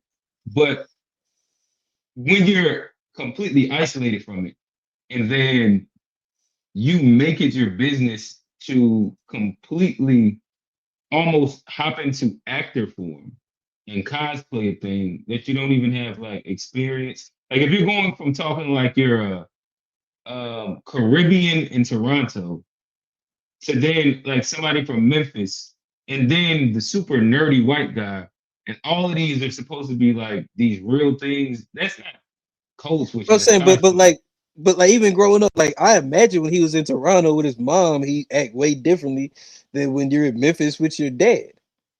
Like that's just a normal thing, especially growing up in two different because Memphis is totally different than Toronto. Sure, and I think that he sparingly would be in Memphis, to my understanding. But even with that, like there's cousins that if we went to my quote unquote rich auntie's houses and we was out in the neighborhood, this person would be like it's not a way that he fits into the space. But then at the same time, if we bring my cousin that people got a little bit more money into where we're at, no matter how he was attempting, he wasn't going to like just hide into the space. You can still tell. Like there's certain things that's always going to show, just depending on where you're from. And I think Drake is the guy that sticks out in the hood, though. I think that when he's doing his hood accent, he fully engulfs himself in cosplay. That's my personal appearance, my personal opinion. Like I don't think that he lived there long enough, according to him. And then he was a child star for like 8 years before me. Like so, Woody was there when he was 8, 9, 10. What does that mean? Like, I don't know what that means. And that was like for like weeks in the summer. What does that mean? You're mainly with your mother and on Hollywood sets. Like I don't know what that means. That I doesn't mean don't that. know. I'm just But saying you making a he been. defense You for it. act like the guy never been to the hood at all. I'm saying he does have Going to some the root hood, like in I the thought hood. Like he that's where his dad, his family he is don't from. have From roots his, in the hood. He went on hood like safari trips maybe, Johnny, your point but don't like even make sense because he not even rapping about the supposed Memphis hood he grew up in. He rapping about the no, this is trenches of also true. Toronto. I mean, And we know okay, he but didn't grow up in. let me just for sake of conversation, right? Okay, A lot of rappers that we know about told stories not because they were not because it was their story, but it was because it was the people around them stories. I think that is way different though. Hold on, Like if you're from a space and you are narrating your outside, i.e. Nas, I think that is way different. Then in comparison, okay, go ahead, land your plan. So I don't know like Drake's background, where he live and stuff, but if his crew that he rolls with, I don't know how they became friends, but he be surrounded by a lot of niggas. It looks like niggas. I don't know yeah, these niggas. he I don't know their hangs out for him. backgrounds. I don't know how he met them. Like I'm not here speaking to any of that. But if these are his real partners that Produce. he didn't bought the matching same whip, new body, different color, like he buying niggas cars, etc. So look, I don't know how the niggas roll. You know what I'm saying? Why do you think he got mob ties? Because he's a But terrorist nigga, or because he's a fucking cash cow? if he's actually tied in with these people for however it's tied in, and then that gives him the ability to like say like speak to certain stories, even though it's not his directly, but it's his homie's story, something that he heard his homie talk about, but he just put it in the bars. That's not as like I think. phony, All right, in my opinion. so there's these lines that if he's telling the story of a guy like his security and shit like that, because to me, all you're saying is that Drake became a cash cow and had to pay people from his sword. And that's cool. And those are gonna end up being some like real thorough niggas and shit like that. But again, you would be telling the story of them. So if you look at say a Nas or a Lupe or J. Cole does this often also. Like he gives you a story POV that you understand isn't from him. And he'll tell the story throughout that. That's different than me saying what I'm gonna do and never break a character. Like it's just like it's like a weird little difference. And that be the only thing that I'd be skeptical about. But what if he really? What if he really? What if he What if really? he saw it? What? What if he Like he saw what? Like said, when he we got saw you at wrecked up? Coachella, and it was a different story. Like what if he really got? What if he really got them dogs that he all he got to do is snap his finger and they ready to eat? Can Pause. listen, I imagine if you 500, 700, almost a billion up, you got the money to pay for the best of the best. I Pretty don't like gangster. if Bill Gates started talking about like strong arm and shit, I wouldn't suddenly look at him as a gangster or like he's this tough guy. As much as like his money can pay for the protection that he needs. And I think that's a different thing. Like soft, like super soft niggas that can pay for protection. I'm sure y'all be seeing a little Caucasian kid that like he go out and troll people, but then he got like the big, like two big ass black security guards, and he'll do some dumb shit, then he'll run behind them. And the people can't really do shit because of and like to me, that's what a lot of this shit ends up looking like and feeling like. I don't it's hard for me to look at that as authentic, genuine, and it'd be my favorite shit to listen to. But I mean, like are we judging music based on authenticity? Because there's a lot of that's one of my markers personally. because there's a That's lot of why when rappers J. that Cole, don't necessarily are the most Most are not rapping. are not authentic, and Most, like yeah. and some of the most authentic and people then, aren't even the best artists. So like if we're jujudging like You know, Future but don't then do I, drugs. authenticity, Future don't do yeah, drugs, but he rap no, no, about all right, drugs. Is he but authentic? but here's the thing, like, all right, my bad. So if we're having a conversation about like our personal preferences, because of I don't know if my personal preferences matter to the world, and this is why Drake is huge, right? And but if I speak my personal preferences, authenticity sometimes overweighs talent. And so this is why I was a J. Cole, like big J. Cole fan, and like this recent press run has left me inside a weird space because I at least thought that he believed the things that he talked about. But then I'm a Gucci fan because I know this nigga's about as ignorant as he can be. Boosie, like everything that he rap about, like there's a but feeling. I love Kodak. I like, but then I can love Lupe because he's gonna tell you about samurai sword, skateboarding, and some and nuzzling up, but he do all those things. but do And you to think me, that authenticity does matter in how music comes across for me personally. does it make it okay? So you're saying like can somebody be so authentic to where like is there any space to where the authenticity of a Gucci could make you look at the inauthenticity of a J. Cole and be like, oh, Gucci is a better rapper than J. Cole because he's authentic and one's not. A better, You see what better rapper. you know what I'm saying? Like does the We weren't just inauthentic having we weren't having that conversation. Like I wouldn't compare those things. I'm just talking about what would make me enjoy something more or be a fan of said thing or listen and the music be more impactful. So to me, being the best, like I'm not an MF Doom fan. Niggas will tell you how he's like the greatest rapper and there's all this great. It doesn't sound good to me. So like how good you rap isn't necessarily the only qualification for something being really, really good. There's like mad other different like Logic. I guess technically he can kind of rap really good.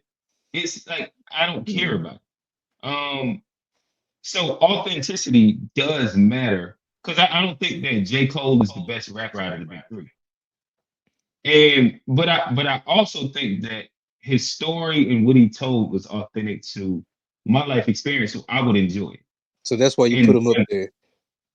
yeah, because I thought that he spoke to my what I enjoyed and experience, and like there's more relatability. So a lot of people like you don't put Nas above Jay-Z because he raps better. You do it because of like the authenticity of who Nas speaks to. Like you relate with a lot. Like Jay-Z is a better rapper in a technical sense. And that's kind of my voice. Some people I'm trying wouldn't agree to that. yeah, I'm trying to think. I'm trying to figure if I because to me I don't think it matters. Like if I'm listening to a song as a consumer and it's just a product to me, and all I'm doing is just listening to it and just riding. I don't know how much the authenticity matters to me when I'm in I my think car going to work. I think it's It's, huge. I think that's why Young Miami record working. I think that's why like it's mad records that are kind of like weird and bad. Like a lot of Kodak records work because you were like Super Gremlin.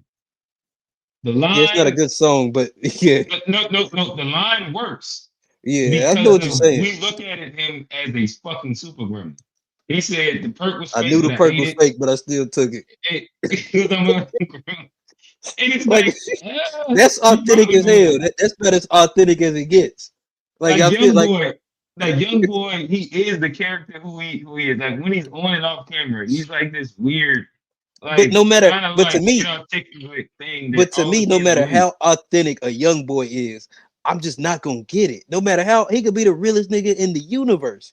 But when I hear him mumbling like that, I just don't get it. Okay, And I like mean, to Me, me, he's to I, me, good. authenticity is like it's one of those things that definitely like it can take just like if what you're Hmm. doing is authentic, it can take you from like a B to a A, if you will. Yes, I agree with this. just Like like And bonus points. it, listen, it can make it makes some it just D's. because It can music make a is a D to a feeling. B. it's can like make a D into a B. music is a feeling, and so the storyteller has to sound like they feel the story. Like it has to. There has to be a connection with what's being said and who's saying it, and you can typically feel that when you listen to music, whether it's the singer singing a same thing with R&B singer singing a song. It's like, you know, everybody can't sing R. Kelly songs. Everybody can't. I think it's different in music because motherfuckers be. It's this dude, Elmine. He sings some of the most beautiful songs, and he a virgin, never had a girlfriend. So he don't understand what he's singing about, but it's still some of the most beautiful music in the world. And I don't know his music. I don't know his music. Is he rap about fucking bitches? He's a singer. He sing about love and stuff, and he say you're virgin. Okay, but see, he's making beautiful music. But that's inauthentic. If you've never experienced it, how can you can love without having sex, bro? Damn, Johnny, you can't love somebody without. No, I mean, he be talking about like he be singing about like that woman, like he be singing about that woman, bump and grind without being R. Kelly. That's what you can't do. Like, yeah, I want to hear him sing Fiesta and bump and grind. Then we can talk about it, Johnny. But come on, if he just sing about love as the concept. Do that, but to me, like I think like he got some of the most, he got some of the most beautiful, like one of the most beautiful songs. And then I found out, oh, bro, you call this nigga music beautiful one more time, bro. It's fire, bro. But then I found out, say that nigga music good or something, bro. But once I found out he was a virgin, I was like, damn, you never experienced the things you're singing about. Why you got other niggas' dick on your mind when you listen to that music, bro? I didn't have it on my mind at all, but like if you're talking about authenticity, like authenticity. So what was the song about then, Johnny? What was the song about that you're talking about? Someday I want to love like the I had with you. You know that song. I played it. Like you've heard it. I don't know, but you said he's talking about someday he wants to do this thing, right? This nigga yearning like the love I've had with you, but if you've never been in love, like you know. But to me, but you can be in love. Like, so what are you talking about, though? Johnny. You can be in love without having sex. He said he never had a girlfriend. He's a mother. Like he just haven't been in a relationship. Like he's like away from all of that. At least from what I heard on him. But that doesn't mean you don't find what people attractive. That doesn't mean that you don't have crushes. That don't mean you don't have like ideas about falling in love. You know, that doesn't mean you have desires about wanting to love. Like love is not subject to physical relationships, if you will. Like love is often actually an idea because it's fantasized. It's promoted in movies and things like that. Like so it's like this is also where I say like you got like pop music, like an Olivia Dean, for example. Like great song, great music. But the way she delivers the words with that what's the one with her talking about But I guess the point I was making is authenticity seems to only matter. Hey, ban these niggas from singing on the drive, man. Ban these two niggas from singing. You know Olivia Dean? Y'all be fucking shit up, bro. People shit up, man. I would never listen to these people if I was listening to y'all explain their songs, bro. Nigga, Olivia Dean? The way you presented the song, I wouldn't listen to it. But y'all don't know that the Man I Need shit. Olivia Dean? The Man I Need fine. And that one about on the couch. I like that one too. But the way she sing that song, when I hear it, it's like, yeah, like. But authenticity don't matter though. It's just a beautiful song. But this is what I'm saying about taking. But this is where it's like, if you can connect to the song that you're delivering, it comes off different. Like when you're saying the word, it's similar to acting. If you're saying the words but you don't feel the character, it comes off a way on screen. As a vocal artist, when you're saying the words but you don't feel those words, it sounds different. It just sounds different. I guess. But that's why that's why I say I'll give Drake credit because he's just a good performer. Like he performs the raps. Yeah, a lot of niggas they like. He performs the raps. I can definitely agree with that. I do want to throw us to if I can find it really I quick. want it. Someday I want to love. Hey, y'all see the Listen, message in the back chat? Yeah. what did it say? Oh, well, in the back chat Oh, for let me real. see. Hold on. Oh, yeah, you gotta get him, G. Oh, this nigga. Oh my, here he go. That nigga G said when I heard that song, it just do something to me. Hey, he's singing, man. Hey, it do. Hey, I'm not No. running. I'm not running from it. You can't shame me, nigga. Hey, that's how What song is it, that's G? how Nephew, women what need to song is talk it? to their man right there. I'm telling you. Bro, Oh that man. shit had me What weak, man. I'm not What running up, from it. Unc? what song? That's how women need to talk to their What's man. going on? Make a nigga feel Make you feel desired. good? Yeah. What song make you feel good, G? What's the name of the song? I was in the back when it was going on. That Tell me Olivia what's going on. I'll Dean. You tell you telling if me It's when a nigga hear it's a Olivia song about a Dean? man, Unc. I don't think I ever But heard see, it. But if it makes you feel I act like like that, she's singing to the me. See, song did y'all niggas, y'all the song niggas. did what it's supposed to do to you. The problem with them is, G, you love your old lady. They like their lady a lot and want to That, have sex with her. You like to make love to your old lady and you love her. They don't know what love is. See, they just infatuated with their old lady. You love yours. That's the difference. Come back at me. Come back at me and tell me I'm wrong. you're not wrong. You're not wrong. You're not wrong. It's the song right here. Oh man, classic. And and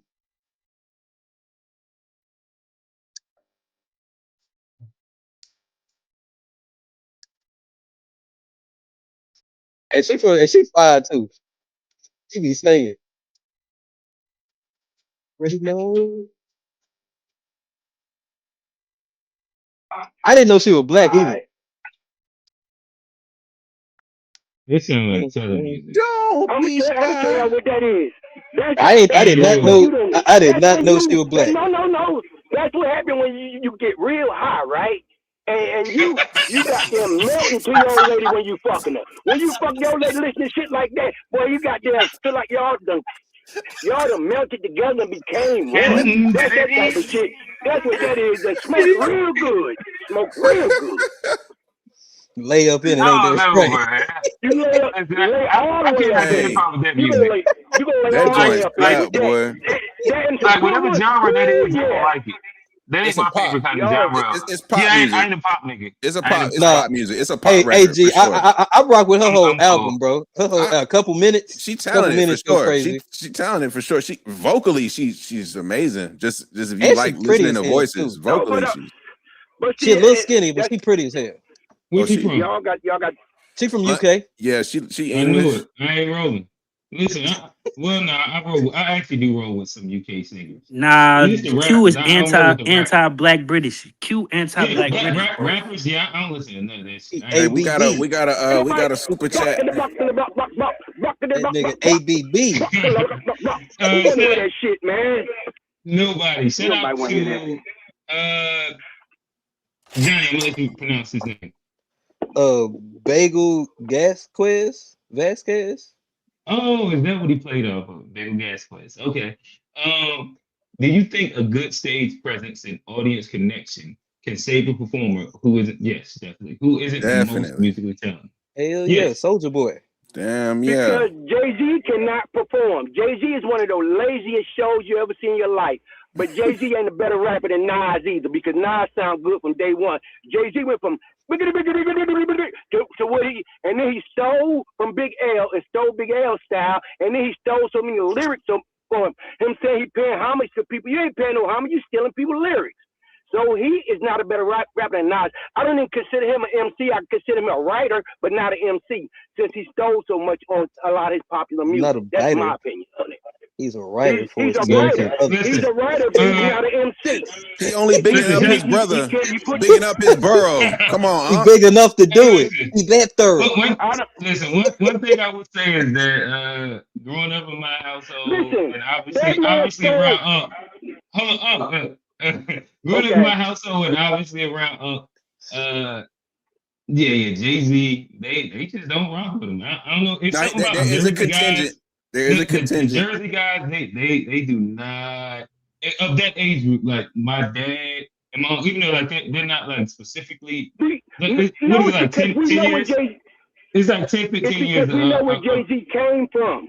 And we watched the progression of him turning into that. It's not him. That's not authentic who he is. That's not even his authentic rap voice that he uses. He found that. It's about like Tupac. Tupac took 3 albums to find his rap voice. Jay-Z took then 10 years to find his. So that's the reason why we don't rock with him. Because the nigga had to find out who the fuck he was. It was like his he went first to a album is a classic album. Yeah, he found it about Big Pimpin'. Hold up. But listen, what That's not his first album. That's his This is first when I started commercial listening to album. That's his first commercial album. So his first commercial album was a classic. I go back to it today. But I understand. Listen, there's nothing that it is a classic. I love it, but I'm just saying he's not an MC. He's a writer. But MC he's not. He's not an MC. He's what makes an MC? So I understand what makes an MC. MC is somebody. MC, all y'all rap, right? Yep. If you kept stealing stuff from Johnny, you stole stuff from Q in your raps, you stole half your shit from Steve, then goddamn stole a whole song, turning yours, didn't say thank you to the man for it. That was everybody knew that 99 Problems Ice-T song when he first came out with it. Never said thank you to the man for the damn song. Man, So get the hell out of here, man. Wait, you telling me hip hop is not built off of sampling records? Sampling records, but not sampling people's whole songs and half their verses and shit like that. Drake did the same thing. That's why he's not an MC. He done did the same shit. He's a good rapper. They're good rappers, but they're not MCs. Has Jay-Z taken a line here? There, I don't think Jay-Z's ever taken a whole half of anything. Pause. He took a whole damn song, 99 Problems. That's we're going to have to go and play this. We're going to have to play Ice-T's 99 Problems. All I know is Ice Cube had a good day and didn't have to use his AK. I'm telling you, 99 Problems was Ice-T song. No, we're talking about like he took a concept or hook or all the words. Like hip hop is fundamentally about sampling other people's work. J. Cole just sampled an idea. No MC go sit there and unless you just, you know what I'm saying? I know I went down to Miami, got my nigga from 2 Live, brother Marquise in the house. Yeah, I'm the motherfucking nigga. Yeah, we gonna answer the question about girl problems. All these niggas is having girl problems, Mark. Oh, tell them, man. Tell them. Let me tell you what time it is. I got a hoe from the east, got a hoe from the west. Gotta hold it like to jack it off and rub it in her chest. I got a hoe from the north, a hoe from the south. I hold it like to suck it long and hold it in our mouth. I got a bitch with hair, a bitch with none, a bitch with a knife, a bitch with a gun, a bitch with an ass big as a TV set. And there's a bitch over there. This does not sound like this does not sound anything like 99 Problems. Your son got 99 problems and a bitch ain't one. There you go. You took one line. No, bitch ain't one. He took the hook. Bitch you funny, a bitch you ain't, a bitch you can sing, a bitch you can't, a bitch you loves fucking on an airplane. Yeah, Jay-Z better. Jay-Z's album. Better. Jay-Z's is better. I mean, one line, Jay-Z is way better. Come on, Jay-Z. I think you being like, there's a difference between stealing somebody's lyric and then doing your own interpretation. Or making a song better. Of a bar. 2 years before that classic album came out. Listen to the way he rapped. He did not rap the same way. Jay-Z stole that style from Big L. He did. He stole Big L's style. Big L dead now, so Big L can't say he stole Big L was supposed to sign to Rockefeller. That's a fact. Before Big L passed, he was supposed to sign to Rockefeller. Even if he was supposed to sign to Rockefeller, Jay-Z stole the man's style. It didn't make a difference. He stole his style.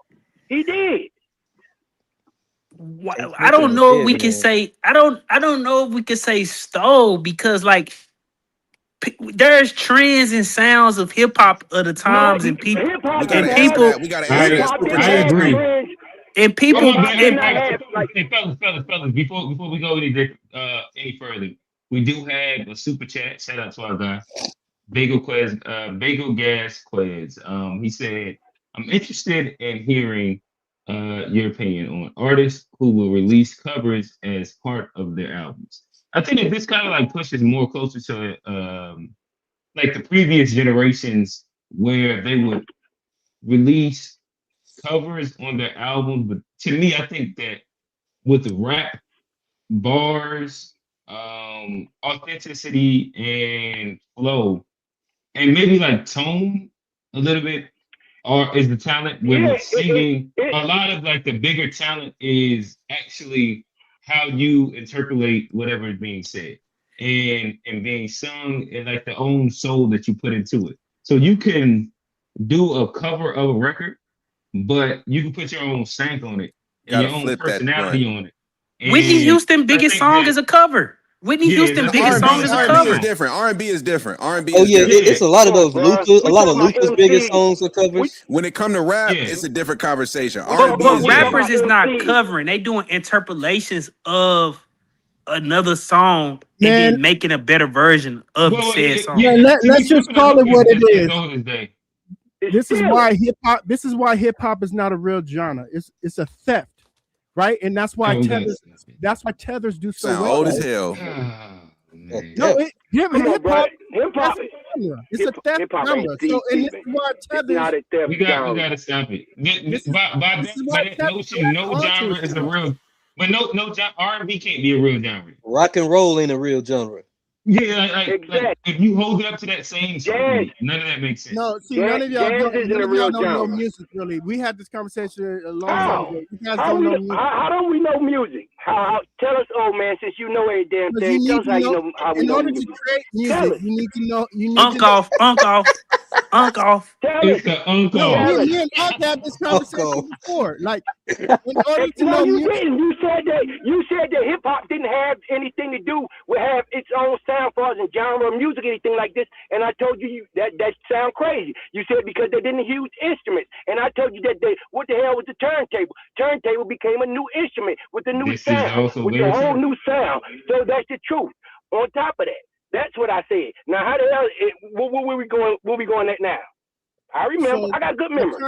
yeah, and I said a turntable. I said if you consider that to be the case, that's not the case. A turntable is not an instrument.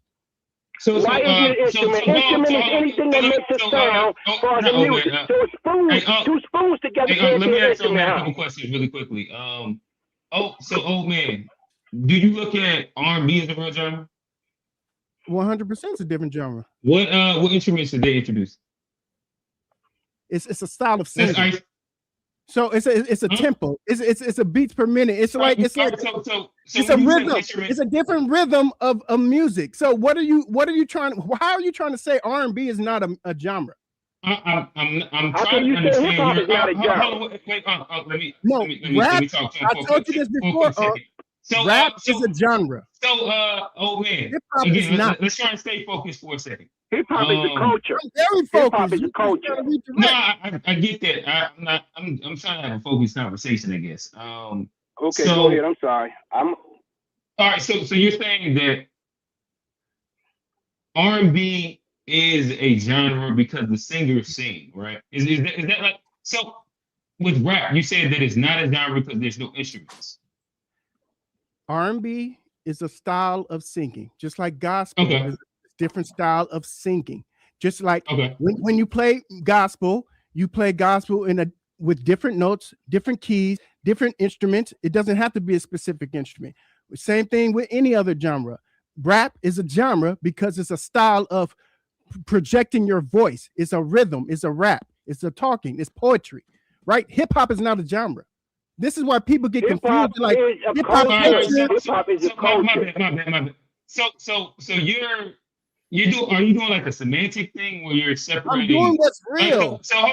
So are you separating what a lot of times people use hip hop and rap interchangeably, but you're Yeah, they do, specifying hip hop as the culture that is b-boying and DJing and graffiti and Yes. He on the all these African things, Bombada shit. and then you're saying that that's not a genre, but the actual art form that we're speaking about, if we're not using semantics, which some people interchangeably use rap and hip hop together, but speaking about the art form that is rap, and everything that encompasses that, i.e., the production, the artist, and well, I said production and the engineer, I guess you would say, and the DJ. You're saying that is an actual genre, right?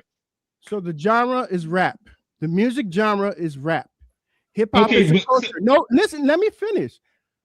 R&B, does it have a culture? Gospel, does it have a culture? Country, does it have a culture? Yes, it do. Gospel don't have no culture when it comes from religion.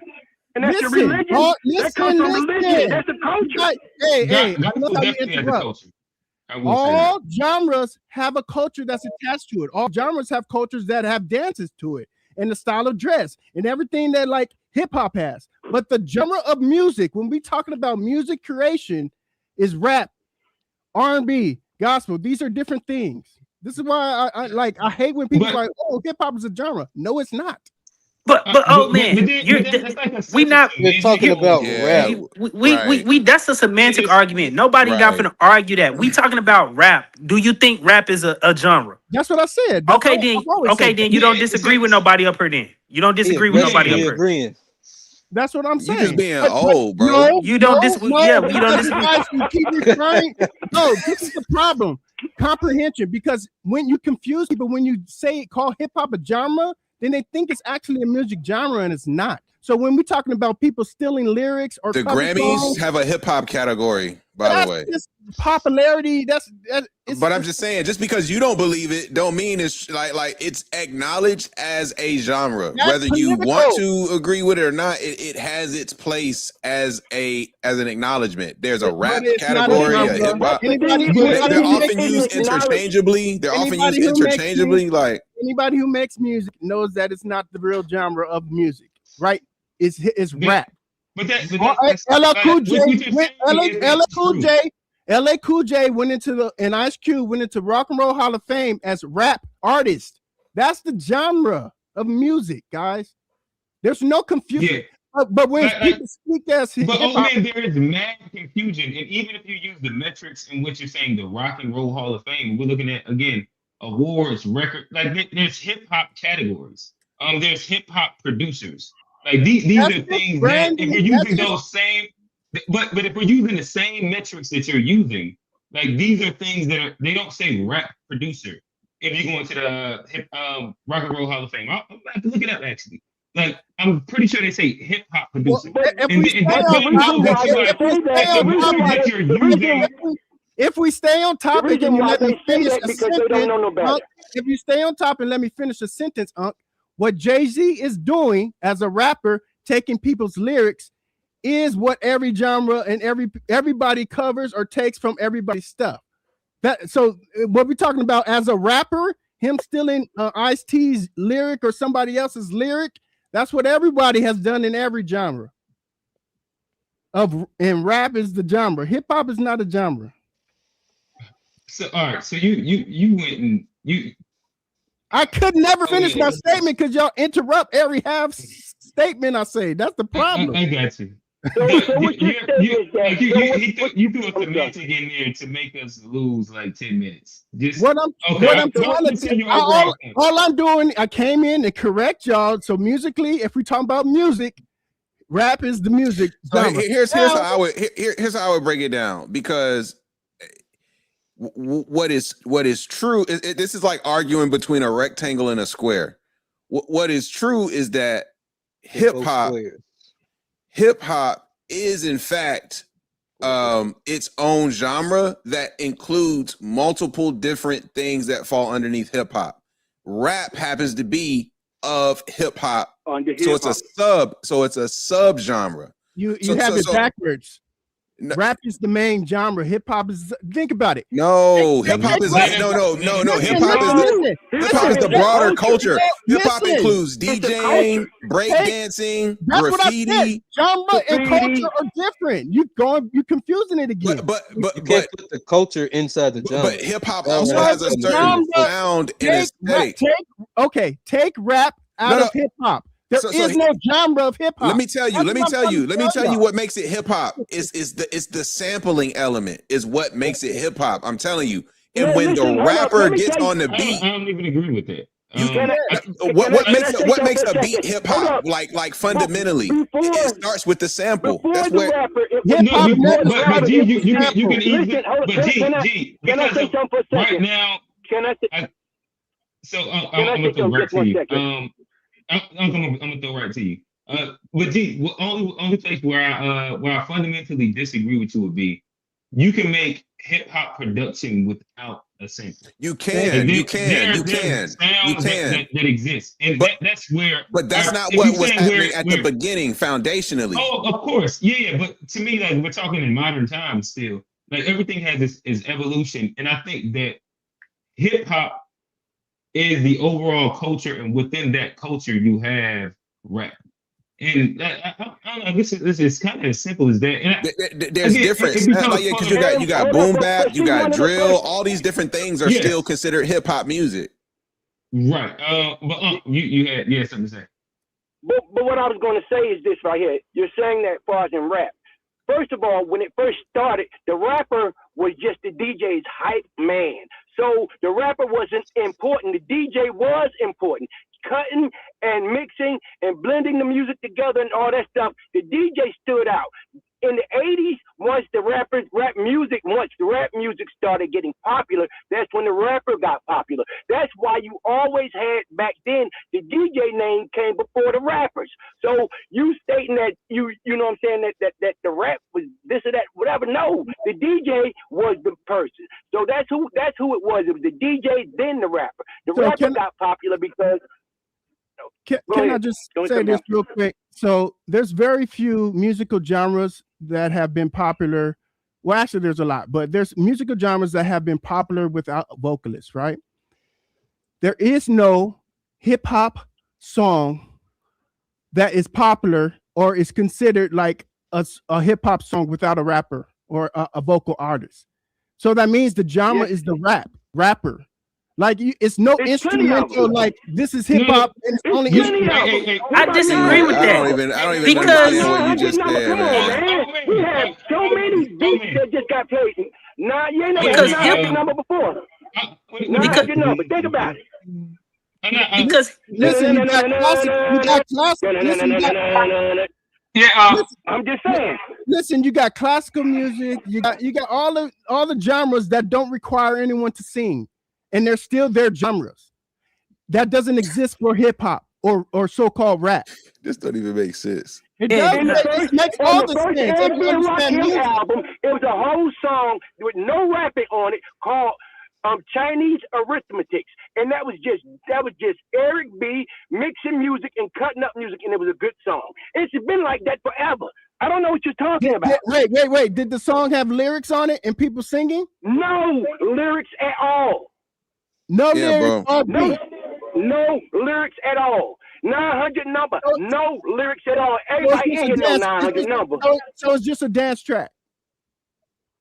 It's music. You can dance to it if you want to. Dance track. That wouldn't make it hip hop. It's not a dance track. It's DJ mixing music.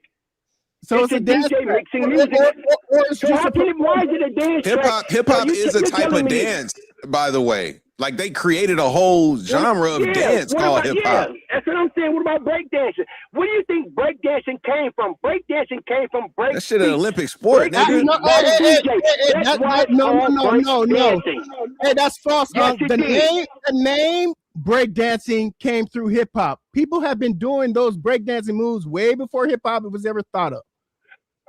You crazy? But I feel crazy. Yeah, for what? What are you talking about? You what you smoking tonight, bro? Hey, you want me to put up the footage? You want me to put up the footage? Pull up somebody doing a back spin in the 60s. Pull it up. From my understanding of hip hop, yeah, it's a culture.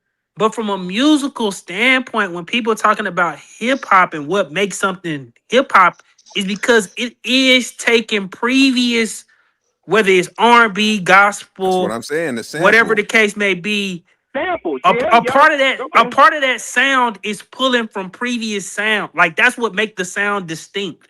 Is it's pulling directly from somewhere.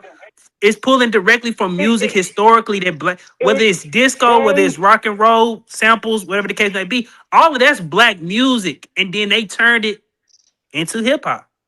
Like I just It don't get came what. from break beats. Break beats. Right, That's the where break it beat. came from. Exactly. Break beats. Yeah. And that's But where the break break dancing beat came is from. a If genre. any man can show me a 1940 motherfucker back spinning, I want to see this shit. Let me see it. Let me see it, nigga. My Let me see it. Nigga. Hey, I want to give you the perfect example. Hey, a break beat is not a genre. It's being taken from a genre. Whatever that record, the genre of that record that break beat came from, and I want to that see is the genre. 1940 break dancing. Yeah, but when you take a R&B sample and add an 808 on that motherfucker, it's not R&B no more. It's something different. Right. You didn't That's put a them classic drums on breakbeat. there. Like they added That's a something breakbeat. different to previous versions of black music. They All of added my ops. Play 900 number. Play 900 number. I don't think he know. I don't think he know what 900 number is. Play 900 So number. you realize that, like, hey, you realize before hip hop, so-called hip hop, people were breakdancing to funk music. So now is funk music hip hop? When was people dancing, was breakdancing to funk music? Funk didn't come out to the 70s and 73 is when hip hop started. So how can you What say do you think the break beats were? The break beats were funk music. Funk came out in the late 60s, early 70s. Wasn't nobody back spinning in the 60s. Bro, y'all having a crazy unk off right now. Music It went to 73. Niggas wasn't even alive. That motherfucker said, let's take it back to 77. What about 74? Y'all making So, fun, but if you're sampling music shout out from to the funk ops music and the breakdancing listen, of we funk like music, then that's and I funk think music. that like one of the interesting things is that there is a different callback from people from up north to people that's all the way to on the west coast when it comes down to a lot of like the origins and the roots of hip hop. But we have touched on pause enough no, we of didn't. that today. And we're gonna get back into I put pause there, so like it don't even count. It don't count if I said it. I put the pause there. But yeah, let's move back into the regularly scheduled programming in which my guy Django, the Django degree, he had an interesting take. I'd love to hear what y'all thought. Have the opportunity to celebrate our people. What do we do? Let me show you. Welcome to the greatest show on earth. And action. Michael Jackson movie comes out and breaks records. Yo, Ebro, what do you think of Thriller? What does Thriller mean? Like, what does it mean? They were like, it's Thriller. I was like, okay, what's the album about?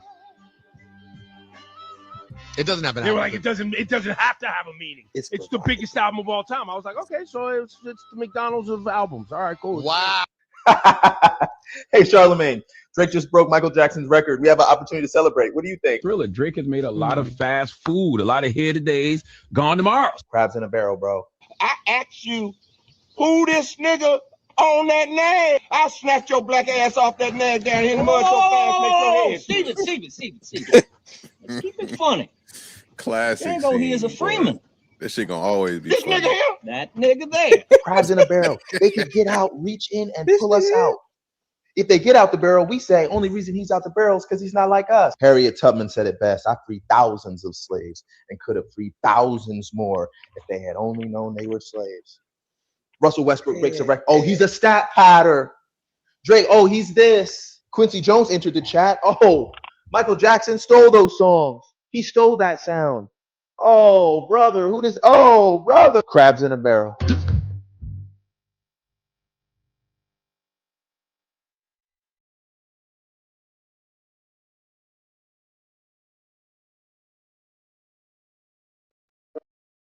Wins or not based on that's a bar. That was one of his best schemes inside the entire thing. But I don't think Django should have brought up slaves when it comes to Drake. That's probably sensitive, you know. He's a really they got a couple bad slave bars last go round, so he probably should have stayed away from that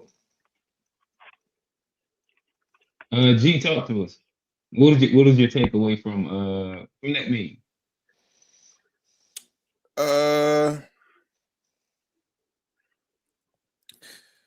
I mean,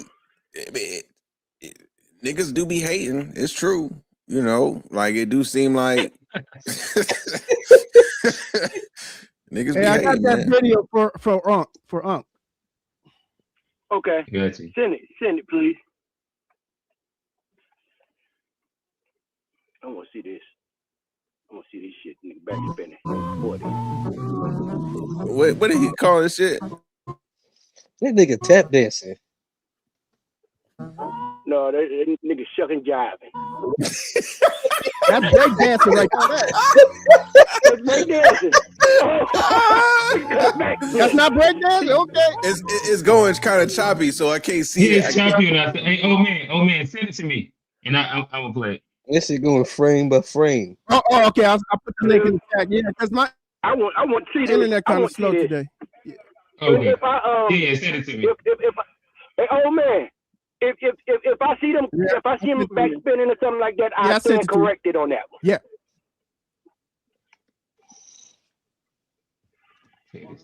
So the move he starts off with is the intro move that every breakdancer gets into, that little kick flare thing, and then he starts getting to the floor. Like, this is how it started. I'm sorry. Yeah. Nah, it ain't quite up rocking. He break dancing. That is the breakdancing move. I don't know what. That is 100% breakdance right there. That was a move. I give you that. There's a lot of stuff. Just search on your own YouTube. Just 1940s. But that's the thing though. That's the thing. Like you made it a hot line, and hip hop made it a hot song. Like. No, I'm you just pointing saying, to a like, move. Breakdancing is more than just what you just showed there. It's an Olympic sport, my nigga. A lot more. Yeah. Okay, we all know this, but what I'm doing is showing you the progression. Like, hip hop didn't start in 1975. Hip hop was a progression. Like people act like my brother. I think that's what I kind of said. Everything is a progression, but when did it amalgamate? That line again. Hip hop is an amalgamation of all previous Black art forms. Everything is a progression. No matter what. But when did it amalgamate? It amalgamated and it becomes some. It's a. I don't know what you would call that in music, but if we was talking, the year that it got popular was 79. When what you call them came out with hip hop. You know what I'm talking about? When that was 79. Hibbity hop. Sugar Hill Gang. Yeah. I mean. Oh man! When they came out, because all those groups was up under that same label back then. That was the label to be up under. Was, you know what I'm saying? Sugar Hill was the first rap label, really. You know so it was. That's about when it got there. But once they can you agree that? Can you agree that hip hop dancing is not just breakdancing? Like, we stopped breakdancing and we started doing our Running Man and all that stuff, and that became hip hop dancing. So you can't say one style of dance. This is culture. This is the hip hop culture, because actually most of breakdancing is done and has been done with funk music, faster paced music, because they need faster paced music to get to the ground. Like, man, but this kind of goes. When we talk about genre, we have to stick with music. But this kind of go against your point, because funk is a genre that's an amalgamation of gospel, jazz, R&B. But you saying that's a genre, but hip hop not. But breakdancing, funk is not a funk is not. Listen. If you're gonna claim breakdancing as hip hop's culture, then you gotta claim breakdancing as funk's culture, because that's where it started. But that's cool. Oh man, no denying. Oh man, you just on some old shit today, yeah, bro. you just want to argue. You really on some old shit today, man. The problem is people are so caught up in the hip hop genre because they hate to say rap. If the industry hated calling stuff rap. Because it's rap. It's rap, but it's also hip hop. Rap is a part of hip hop. When we talking about hip hop, we talking about y'all everything. Keep interrupting every single thing. Once again, I'll just keep it simple. Rap is the music genre. Hip hop is a culture. It is not a genre. The only reason they go with the term hip hop is because it made it softer, it made it popular, it made it less urban, so other people can get into it and make it catchy because the traditional people of all the other genres hate rap. They thought it was just Ghetto, it was a lesser form of music, and nobody wanted it. So hip hop that's just branding. That's just the branding to market it, to brand it to the world. The shit is rap genre. Okay, we all agree with that. I agree with that. I will agree with that. It is the genre from the culture of hip hop. That's the music. That's the music part of it. Okay, you're right. It's just a Absolutely subgenre. right, man. Yeah. You said it's a subgenre. Yeah, it's a subgenre of the culture. Rap is a subgenre of hip hop. Of hip hop culture, Yeah. you can say that, but not of hip hop genre. It can't be a subgenre of hip hop genre. It's just a big semantic all right. fest. All right. You're right. Exactly. You're right, old Like, man. for You're real. right. Like, there's not even like a you're real right, old man. disagreement. It's just like using certain words to describe certain things. No, and because everybody hip agrees hop on is the not a concept. genre. Bebop is a genre. Hip hop is not a genre. Rap is the genre. Like, Listen, oh man, listen. Again, That's an argument you can make. strong I've been in about music something. my whole life since the 3rd grade, guys. Like, you trying to tell me what music is? Hey, Like, listen. I know what it is. I went to man. college for the shit. Oh man, guess what? I done played violin. I done got a drum scholarship in college. Like, I played music too. So you Like, know doing the you thing that like understand. I did music. But what I'm telling you is that you are making an argument that nobody's disagreeing with in concept based. And so we're only having semantical back and forth, but everybody also agrees on the concept of what rap is. And so continually rehashing it, it doesn't necessarily matter. Because again, like, if we understand in concept, some people interchange whether you agree that this term means it or not. They interchange hip hop and rap. But if BT we got can the hip also hop say, awards. but if we also agree with the idea that rap is a subgenre of hip hop culture, and we also all said that, I don't know what else is it really to disagree about outside of like small semantic disagreements, but we all agree on the big fish, all of the big fish points. And that's the point that I'm making. I can agree with that. Rap became a recognized subgenre of hip hop culture, but as long as you understand that rap was here before hip hop was even thought of. People were rapping in songs before hip hop. For me, it's not a point that So the genre exists on its own. We already know that. But it's I don't think Q knows it. He don't want to accept it. No. So again, you're making That's not the argument that's being made. Yeah, it's not an So argument that I it's not have. his argument he making. So it's what he's rap song. The first rap song that I know, that I remember, that I can remember that to be one. Oh man, like, I don't want to stay in this spot. Like, we can that was us talking. I wasn't even talking right there. No, I'm saying that to both y'all because y'all keep dragging us back to this spot. If you 45 and up, you're gonna have to get off the live if you're 45 and up. Hey, this the problem. This the problem. The youngsters don't like to learn history. That's all. No, we listen. I actually love history, but this topic is not about rap history. We're going down the Drake chain. We got to turn back focus. Yeah. And after show, we can argue about the foundation of hip hop and get lost there for another 30 minutes. We already did. But no. If we didn't turn, y'all two about to argue about 1973 again, and I get it. But nonetheless, I do think that it's a good time to kind of throw into some more Drake non-music related conversations. Charlemagne has been coined in saying that there's 3 sexualities. There's straight, gay, and Drake. And saying that to say, Drake has made a very unique niche when it comes down to men.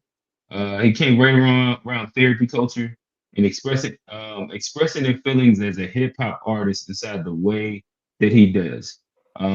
Where he's the lover boy, simp, but also exploits women and tricks off. I don't know. What is well, my bad. There's also like these soft, effeminate features that he throws. He's gonna paint his nails, put the bows in his hair. But he also said he got mob ties. He a real Sixer. Um, and it seemingly presents itself as that Drake has this battle with a version of masculinity.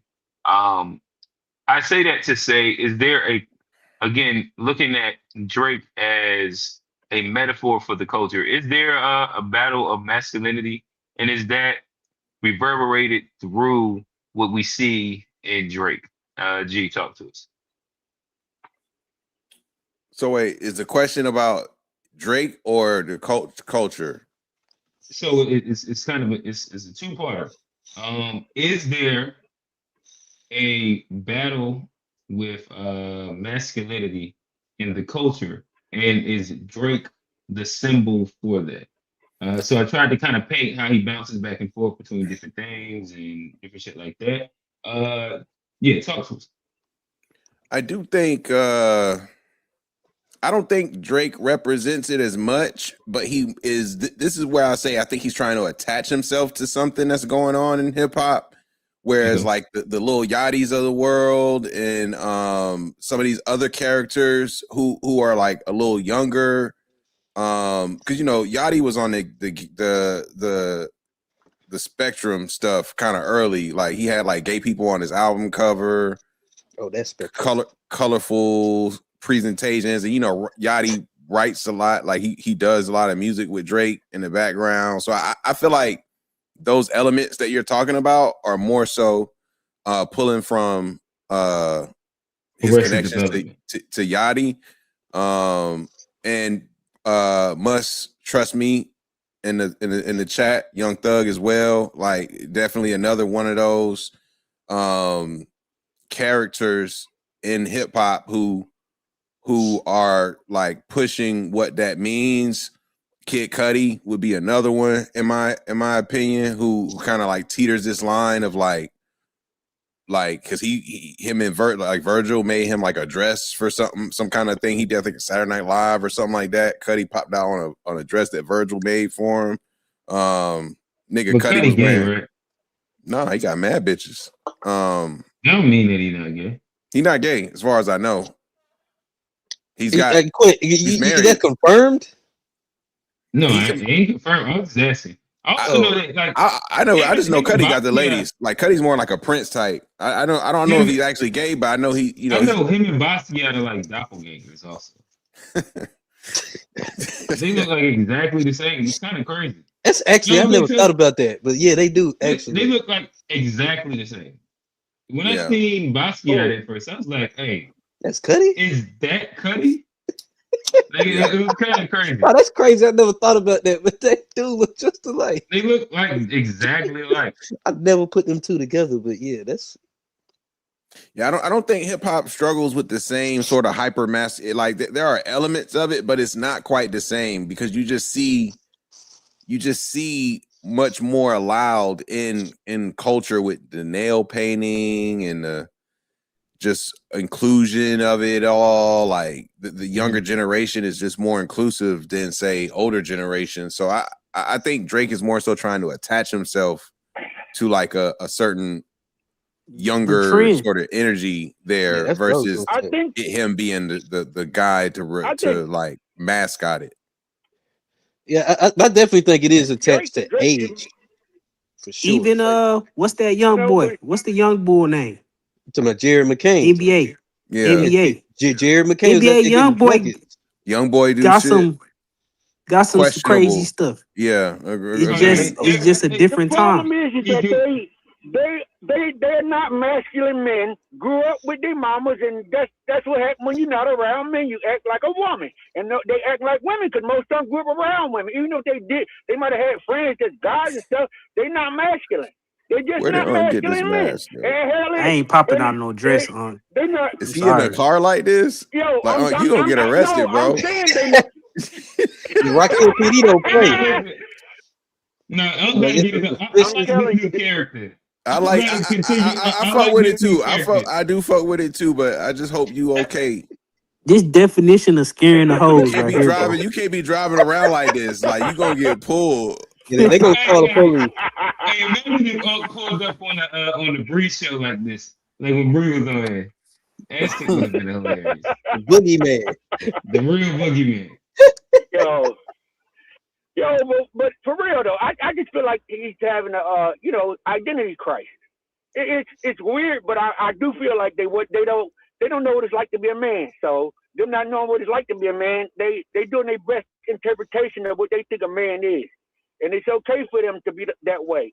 The problem is that masculinity has been shunned so much that toxic masculinity and all this bullshit. Ain't no such thing as that shit if you being a man. I don't never hear nobody say you have toxic femininity, but it's toxic masculinity. What the fuck? What kind of bullshit is that?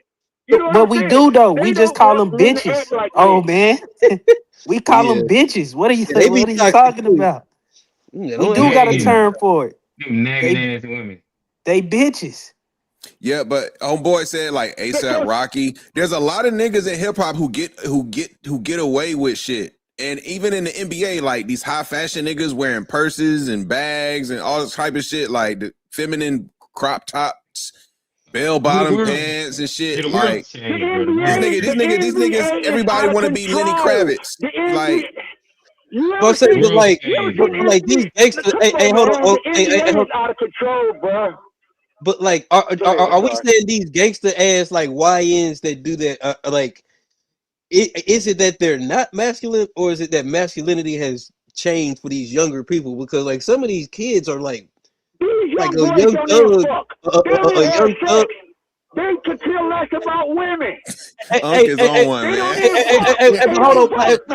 But hold on, like it looks different for them because they live in a totally different like ecosystem that we did. I think like this is older the new generation. The older generation would have called us soft based on what we got going on. Hey, Johnny, Unc on the mask is a different energy, bro.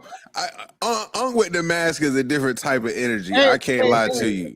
Yeah, Johnny, Voorhees over there. Johnny, you just got to call it what it is. This is the new hip hop culture that y'all represent. But it's not just hip hop though. That y'all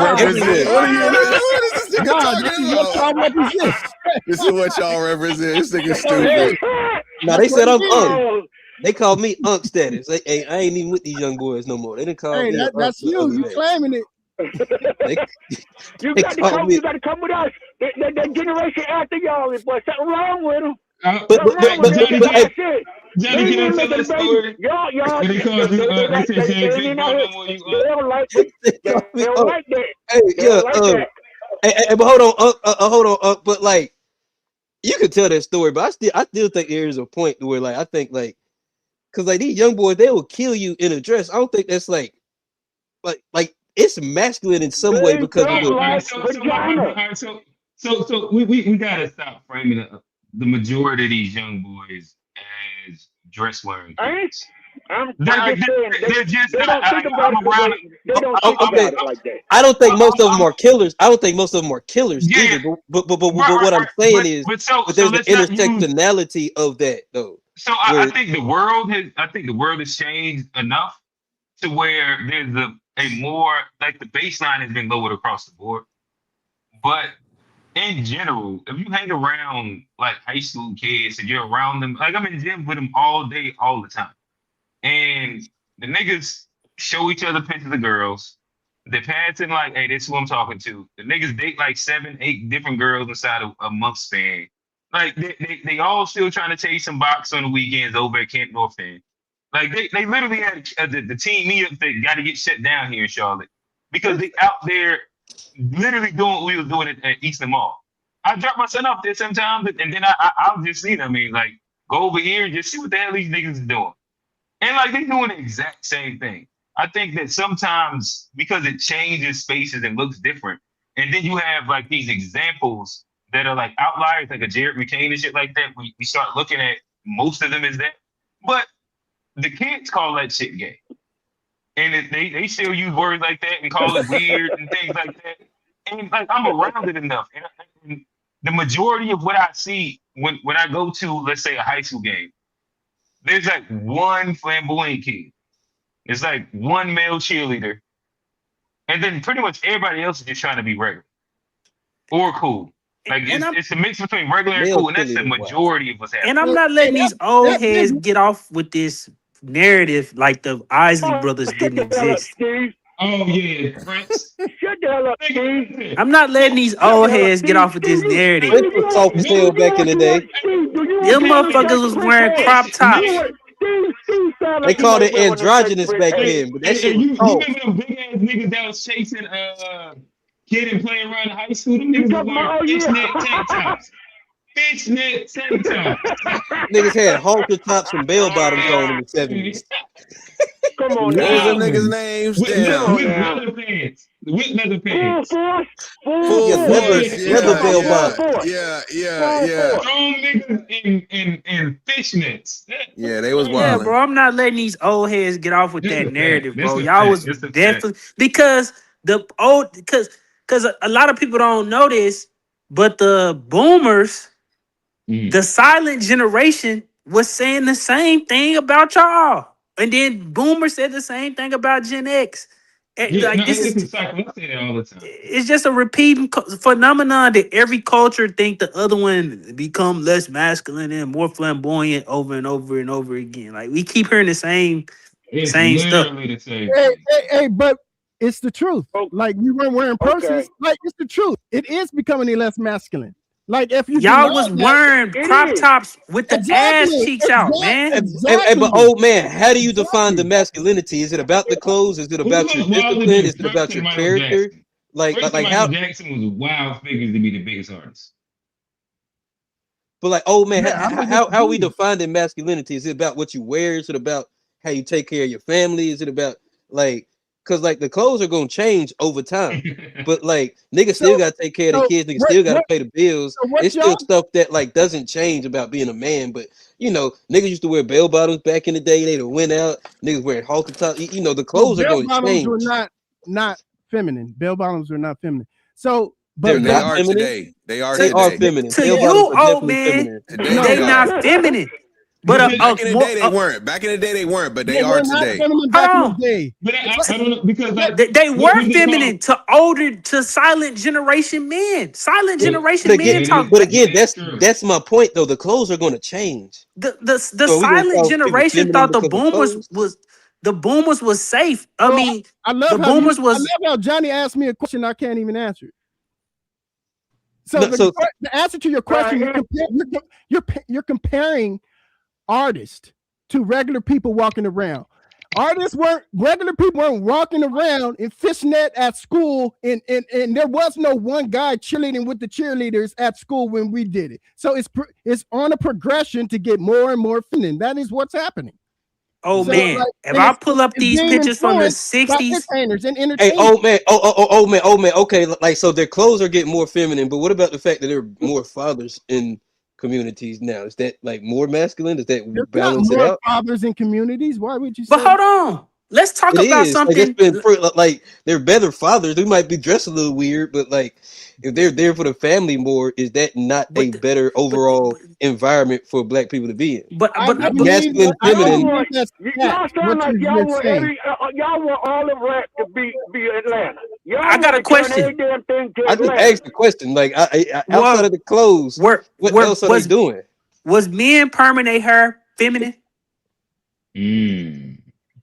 This Yes. is weird as hell now. Yeah. Was so men permanent? So I don't you know when it believe- became feminine. So you or you if so it's you always believe been feminine. men in the 60s, in the 50s, who was permanent This hair? shit They is was a feminine. trap. That was feminine, Classic. correct? Yes, compared to the previous generation. That's So what do you get how like every generation is gonna have that same critique of the because the people who permanent hair at that time, the people who permanent hair at that time don't view it as feminine. They view it as a way to get bitches. But I'm saying it's true. It's a way to get bitches and it's a way to get dudes too now. It's not, this is the thing. What you're saying is right. And I agree Oh with my what God! you're Oh How you know that? man. How you know that, old man? because I live in California. Listen, You think I need Yeah, to get yeah. a? You think people need to have a perm to get niggas if they wanted to? DJ Johnson. What do they need, Steve? This nigga old man. What do they Nah, bro. need? This nigga old man just want to argue, man. This nigga just coming over to argue, bro. DJ Johnson. Hey, Steve, tell him what he needs. Dude will smash anything. Hey, fellas, I think right now everybody's talking. This nigga Let's just want get to one argue, person. Hey, man. Steve, tell him what he need to get men. Shit, I don't know, man. I don't know the question. Steve do know. Hey, Steve do know because he was in that taxi car. He do know. He was in that cab. He do know. Man, you was on here talking crazy, like for real. Every generation, I'm pretty sure it's gonna be some shit my kids do. I'm gonna be like, man, what the fuck is y'all But Steve, soft ass kids? you said niggas don't need perms to get no niggas, right? I obviously don't. You go to Atlanta, niggas looking like NFL linebackers. No, let's tell them what he need. If they don't need perms, what do they need? Whatever they go for today. I don't want to know. I don't want to know. Because I think in this day and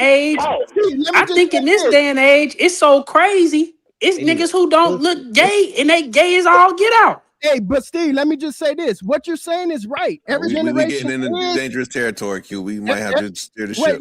Listen, every previous generation not the boat.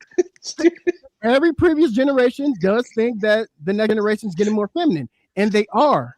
So that's why you got. I don't believe it. So sex but old man, what are you basing that off of? Exactly. It's a. Well, that's another progression. I thought that he's making the point everybody agreed with, right? That every generation, as they get older, thinks that the next generation is gayer. Right? No, but he's saying it's actual quantifiable that you can measure. That I think it's. My bad. So y'all difference is from it being a thought and it being a fact. Yes, right. I think because we all agree that we think that each generation looks at the kids and say that they're getting softer, right? Yeah, like that's been since like 1920s. You go over in Europe and you see how they think that the kids is getting dumber in 1940. There's like mad things. I ain't think nothing like that about y'all generation. I didn't think like that about y'all generation. I'm not even gonna lie.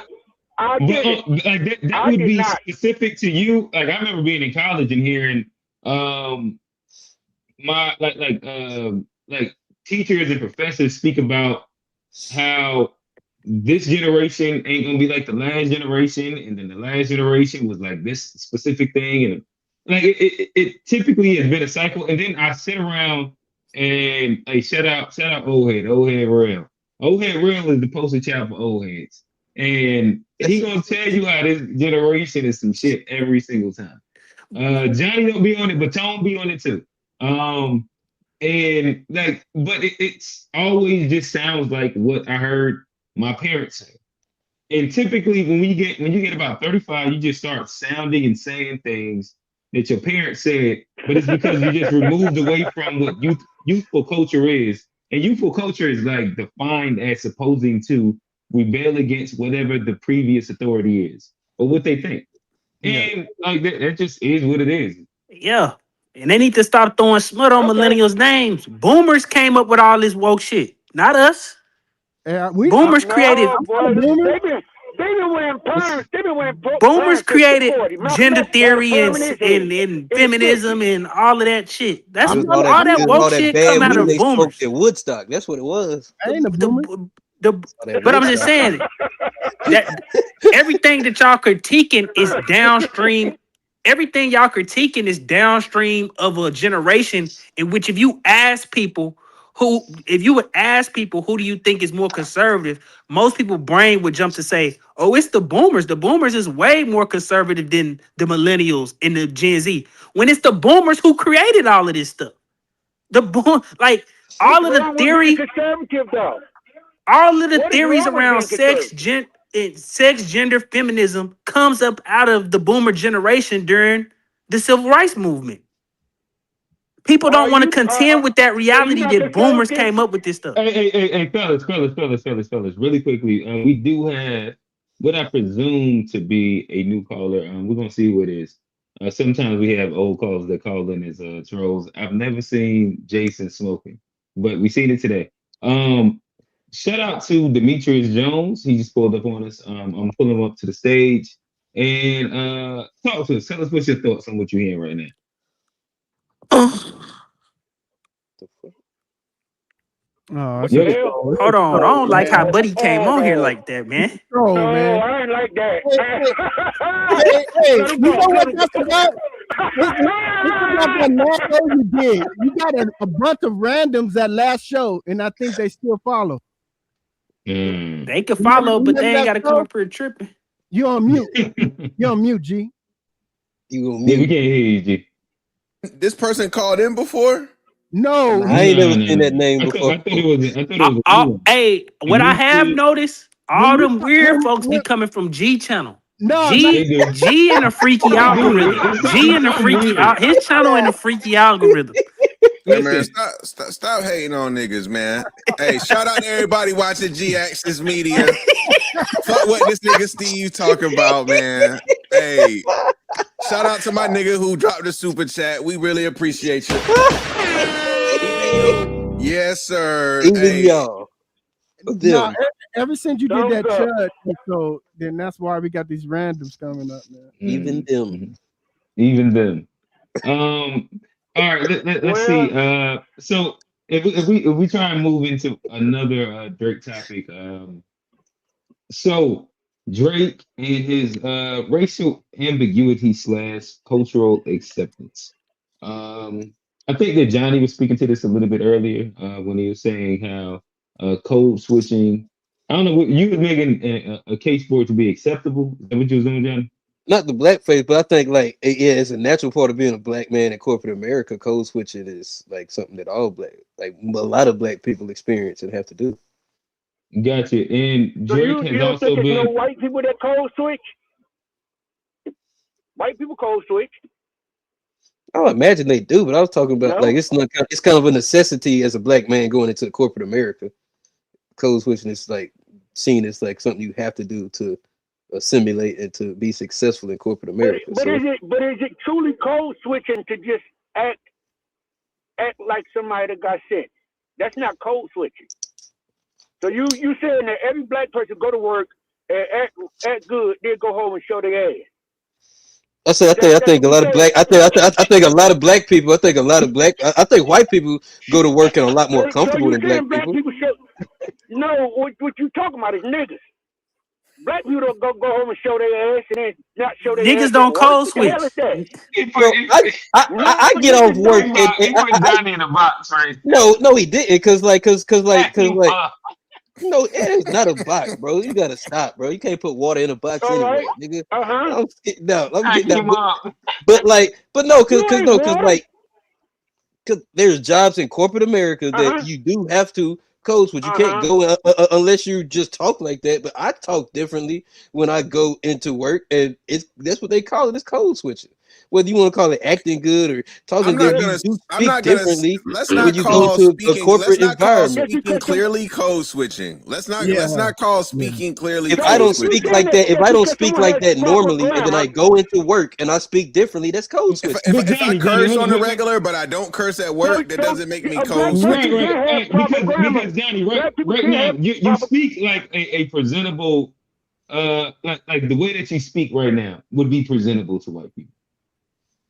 I imagine you talk like that at work. Hey, just wait 13 minutes. We go to the after show. It's a whole different Johnny. No, real Johnny. Oh, so you code switching right now? So you code switching right now? Yes. I'm not going. There's certain words. So you telling me? The only code. There's certain words. There's certain things I'm not going to say online that I will when we get to the after show. Only code switching Johnny do is when like he's at the top of the buzzball and at the bottom of the buzzball. Like when it drink at the bottom of his stomach and it's just sitting there for about an hour. Modelo, Yingling, you willing to get a different one. But I don't know if that's code switching. That's just inebriated, Johnny. But I think code switching doesn't imply. I don't think code switching. I don't think code switching is about the way in which you act.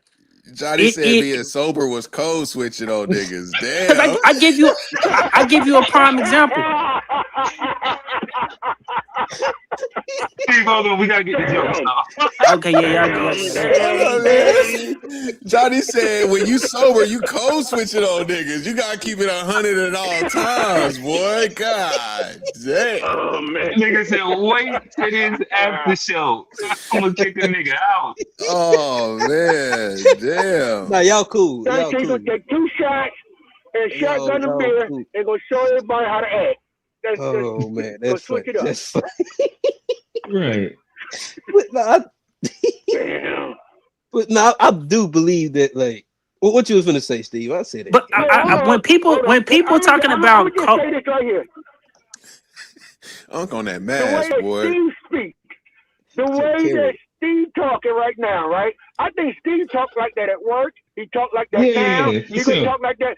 Steve gonna talk the way he talk. But see the way, you know what I'm saying? Sometimes you use certain words and using certain words is code switch. The hell is no, it's just having manners. You're not gonna go in your job and say, "Hey, motherfucker, what the fuck we doing today?" Good. Well, like, listen, Good. Certain jobs some you niggas could. do that, but the thing is, like, I don't even talk like that. I don't feel like I really code switch. Only Yeah, thing like, I but try also and I take out is think nigga. I try code not to say switching. nigga, but outside of that, I'm like a pretty tame, like, conversationalist in general. But I also think code switching is a matter of what your workplace is like. If your workplace is 50-50, you probably can get away with talking the way you normally talk. Because what we really talking about is the people, the way you normally talk with whoever, your family, your friends, do the people in which you work with, do they understand that? And if they don't understand they're that, not gonna understand slang. but everything not It slang, depends because on it. Yeah, I give exactly. you a prime example. If I'm a Southerner, or if I'm a Southerner and I move to Boston, even though it's not slang per se, the way I talk as a South Carolinian is gonna be very distinct from somebody who a Boston person. So if I understand that I'm entering an environment where most people have a different dialect in the way that they talk, then I might pull and remove some of my South Carolinian dialects when dealing with people who from Boston. In the reverse, if I'm from Boston and I move down south and I have certain ways of communicating, and I know, oh well, they're not gonna understand this because we have a different way of saying stuff. That code switch is not inherently. It's about just using words in which the people you around understand. Like, you know, so my grandparents stayed in PG County right outside of DC. So I used to go up there for the summers, right? PG. And growing up there, I would say words I would never say in Durham. Like, so for example, when we out hooping, up there niggas say it was young. It was like it wasn't bruh. It was young. And so that's what I said up there to get my point across. Hold up, young. Like you turn into the environment of like communication. But that's code switching. That's not code switching. That's not code switching. That's not and code Johnny, switching. you also don't know DC. You keep saying too. That's Baltimore. He said Maryland. He said Maryland. That's Baltimore. No, but Baltimore is a very specific. Baltimore. That's Baltimore. Baltimore. I don't know how close Baltimore PG is to Baltimore. PG County is is a DC. Is adjacent to DC. Because they say Mo, they say young, like they say like different shit like that. Because I think a lot of people taking this code switching thing to the extreme, as if we taking a jit from Florida and putting them in corporate America and they sounding totally different. When typically that's not who we talking about code switching. Typically when we talking about people who code switching, who really having this conversation about code switching, it's suburban black people who go get jobs in corporate America. You mean like Rock Hill niggas? Yes, like because me, nigga. Even though,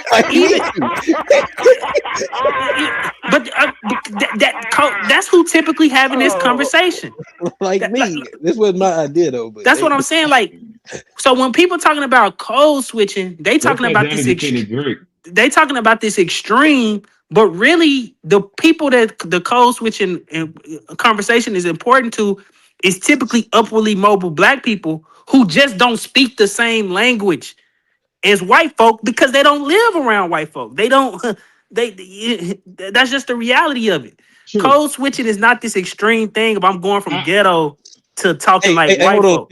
I will say to me, the version of code switching that I personally don't like is the other one, which is the uppity blacks coming around the hood and doing hood shit and acting like they are of the culture. So when you go to college, I went to Code switching down. you see it all the time. You have a guy that when you get dropped off in college, what they call that, you spawned into a new reality. So everybody got their own different stories and they tell what they can and tell what they don't, right? But then you'll go back home with them and be like, oh shit, you live in a house that got 3 stories. None of the way that you Driveway. act has 2-car anything garage. to your parents talk properly. You got a dog, you got I ain't gonna say you had a maid and that like that, but you got like mad amenities to like the way that you Cleaning live. lady come And you by got a once a gym. week. There's a gym on the middle floor of your house. Like what the fuck? This is like shit like that, right? See, I And do think that's a different. I do think that's a different. but then when you go down Those are and called these hood tethers. Hood tethers. well, That's what they are. right, Hood tethers. Hood tethers. hood tethers code switch. And like that be my only issue is that this has been a contingent that I've had with like parts of the art scene here. So I be trying to be quiet about it. But I also say it every Speak your piece. Tell them niggas. but I also say it every time that I get it, you know, I say it often also. But I think that a lot of like the shakers on the art scene and the creative scene and different scenes inside Charlotte are bougie blacks that understand how to market to like the culture. And so when I look in like they having like gang parties, but nobody's affiliated with gangs, and everybody Gang dressed up in party? flat. Yeah, what is it? Like they had like a Christmas, and I'm like, wait, Oh, I get what you. Mary, They open Merry up a trap. Christmas. They open up a trap yoga, and they ain't never been in the trap. And trap is kind of like it's 6-7, like it can go either way, right? But when you get into like real culture shit, where if you're from like an area where like, all right, gang and what they're doing actually symbolize like a real thing for certain people. But now they're doing like a party inside like the white area of Charlotte where everybody's cosplaying with bandanas over their face and over their head and out their pocket and shit. Like I'm like, that don't sit well. They made it a It's just- theme. They made it. they They made it a didn't turn it theme. into A costume yeah. party. Yeah, I felt like that about That's do-rags. crazy. That's crazy. Like it's like You certain can't do no things theme that- like that in Durham. I'm telling you that right now. You can't do no gang related You can't theme get away parties with in it in Durham. Charlotte. Let's go Yeah, get. But then like I've seen like the do-rag fests and shit like that, and you know, shout out to people being creative, but I see a lot of who consume it, and it ends up being bougie blacks that use this as a way to, in Unk's words, tether on to like a version of like urban identity, and I don't know, it just always feel nasty to me. This is why. This is why people. Hey, hold on, old man. Hey, hold on, old man. I got one thing to add to that, especially like from my background, you know, being a Rock Hillian. But one thing in corporate America, especially like my background in sales, like a big thing, especially face-to-face sales, like one of the biggest things you want to do, and I'm asking this like true question: would this be considered a code switching? Like, cause one of the things you do when you're with a customer that might not be from the same background or something from, you're supposed to mirror the customer, and so you're supposed to say words and you're supposed to like talk to help them feel That's not comfortable. code switching, Johnny. In order to, No. why wouldn't it That's be? part of your job. That's called selling. It's called selling. Yeah. Yeah. But wouldn't that come? Johnny, I'll put it like this. But wouldn't code switching be a part of that? If I know if I'm intentionally switching the way I talk but Johnny, to look, get close a deal, how would that not be code if switching? you're a professional athlete, the way you are and when you're playing the game versus who you are off the court, that's not a code switch. You But are you still doing have to have that competitiveness in you. You're doing your job though. It's like just like again, just because I'm a killer on the court don't mean I'm a killer in the household. Let's get an official. It doesn't mean I'm code switching. Like let's get an official definition. Let's get an official definition to the paper. Like you have a job to do. Hold up, And can't y'all put as up- somebody put up who a works poll? in sales Can y'all as put up a well. poll? selling is a method. It's a framework. You're not code switching. But couldn't you use code switching as a tool to close deals? You could, but then you would be y'all put up a also poll on it? inauthentic, and that can backfire when it comes to selling. But see, I don't think you can mirror I and don't be think authentic.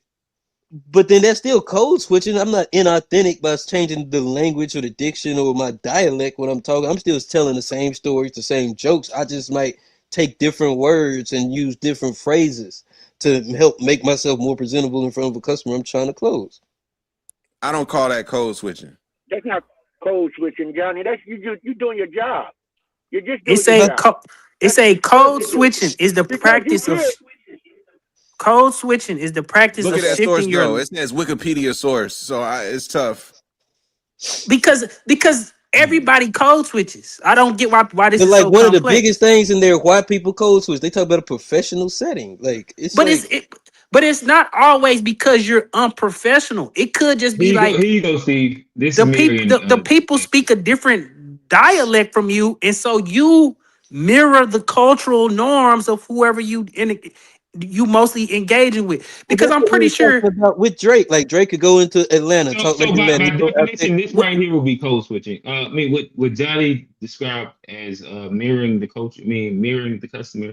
If they're like an affluent white and you're just like a regular black, Well, they super country or up northern. There's different. But also, I think people. I also think wild. people. So Johnny, you would like talk really country if they're really country. But hold on, I think also people. Johnny don't talk to the Indian guy. Be like, "What can I do for you?" You know Thank you. Come again. Thank you. Come again. Thank you. Come again. Like, can I help you, sir? Can I help you? Yeah. But I also Yeah, people. Johnny just saying anything. I think people add the intellect part or perceived intellect part of the language to code switching when that doesn't matter. So me and you can be speaking at the same level, right? We could be speaking at the same, we proficient in English at the same level. Everybody, right? Nobody's speaking dumb. You don't sound like Uncle Tom when you're at home or whatever. But if I just come to a place and all of y'all are from Durham and I'm from Dallas and we having these conversations or whatever, I might not use Dallas slang or Dallas stuff when I'm talking to y'all because I want y'all to because the point of communicating with folks is so that they understand. The whole point of code switching is I'm trying to use a neutral language in the spot in which there is no confusion and everybody understands. It's about communicating. It's about communicating effectively. I think that's where we disagree. So like the key word you used there was neutral. I think that assimilation is when you start to code switch. So if you're going into a space and you're assimilating to whatever the dominant culture is that is not yours, if it's not yours, but it's neutral to that space. It's neutral to that space. That's what I'm saying. It's not neutral as if both of y'all speak this way, but if the overwhelming majority of the people where you at are from the north, I might not speak. It's crazy. So like if you from Alabama, you should go up to New York and try and talk like you're from New York. No, not talk like you from New York. I think that's what people confusing what code switching. Wow. I think people think code switching is I hear your accent and then I pick up a phrase. Why can't you pick up a phrase that you never heard before? But I think y'all confusing that y'all think code switching is I hear y'all accent and then I pick up your accent and I repeat it. That's not what code switching is. That's not what any of us is using it as. Though.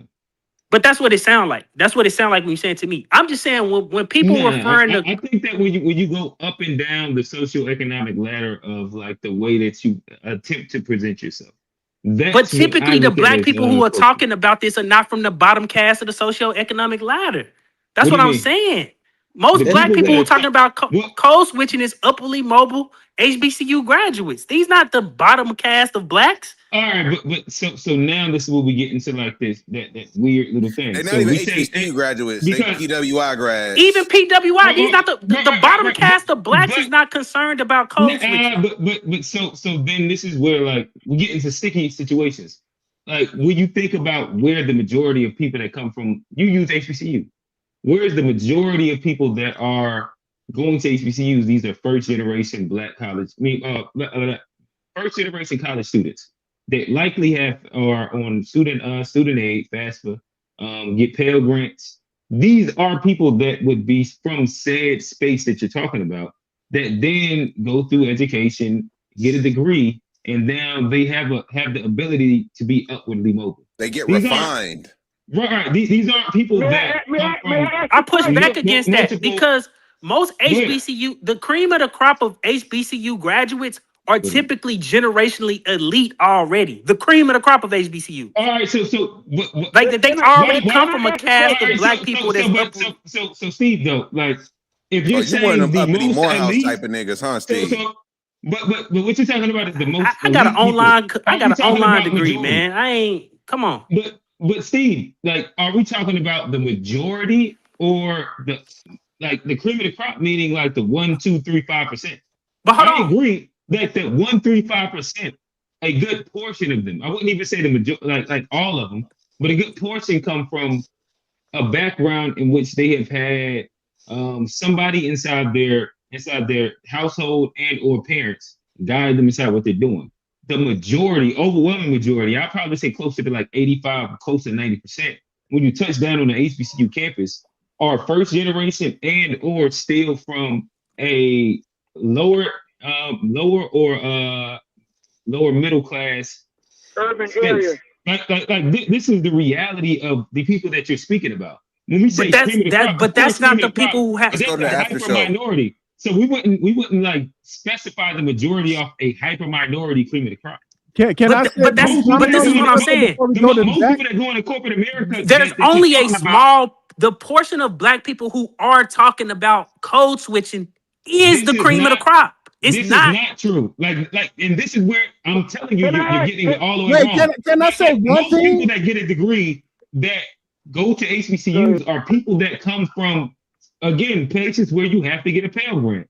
And these are now people that are working in corporate environments in which they grew up in one spot. They work around white people and have to assimilate in one space. And they're talking about the two different realities that they live in. These aren't people that came from middle class. Code switching is not only when you, and this is the problem. Let me say something. Y'all reducing code switching solely down to interacting with white people. It is not. That's not the whole crux of code switching. Can I just say I would never say the whole crux, but the majority of when people talk about code switching ends up. Me and them having a back and forth. That's what I've been waiting for. Let's get to the after show. Yeah, so let me get a word in before we at 306. So what I'm saying is, bad, I don't understand why y'all keep going back and forth. Everybody code switches, and it's actually a sign of intelligence. That's all I wanted to say. Everybody does it. Man. What y'all call code switching doesn't necessarily equal code switching, but I don't want to get into it. I think a lot of people conflate. I think a lot of people conflate code switching with cooning. No, cooning is something totally different. Cooning is a subgenre of code switching. Like hip hop and rap. That was good, right? Yeah, that was good. We over 3 hours. I'm gonna get us the episode. You got first up. But shout out all the guys. We had a good show. This was a fun show. We got bogged down on a couple of topics, but we made our way through. We was talking about Drake today. Is Drake the perfect symbol for modern culture? We didn't get into the relationship part, but we did get into the identity piece. We did get into the racial ambiguity, cultural acceptance, code switching piece. Somehow we derailed into about a 40-minute conversation about hip hop culture and rap. And if Jay-Z is a rapper or a writer. But shout out to all our old heads. We had Unc and Old Man on the panel today. A late addition. We had Kamu. He went to the African hair braiding store. He heard that Nigerian. She said that they were like they I know they from Kamu got a generations up Nigerian to there. braid his hair too, for sure. Ain't He no definitely way. paid a Ain't Nigerian no way. cheaper wages. No, The fuck, those man? are South African braids. I'm That gonna was tell you Abby now. right there. Those are South African braids. Those aren't That was Abby. He got them South, Man. them South Affies. Yeah, those real South Africans right there. He got those done in the village for sure. But Kama, we gonna get you to tap in inside the episode. Again, we had Steve. Steve, he came in early. A huge contributor to the show. We got G, Johnny.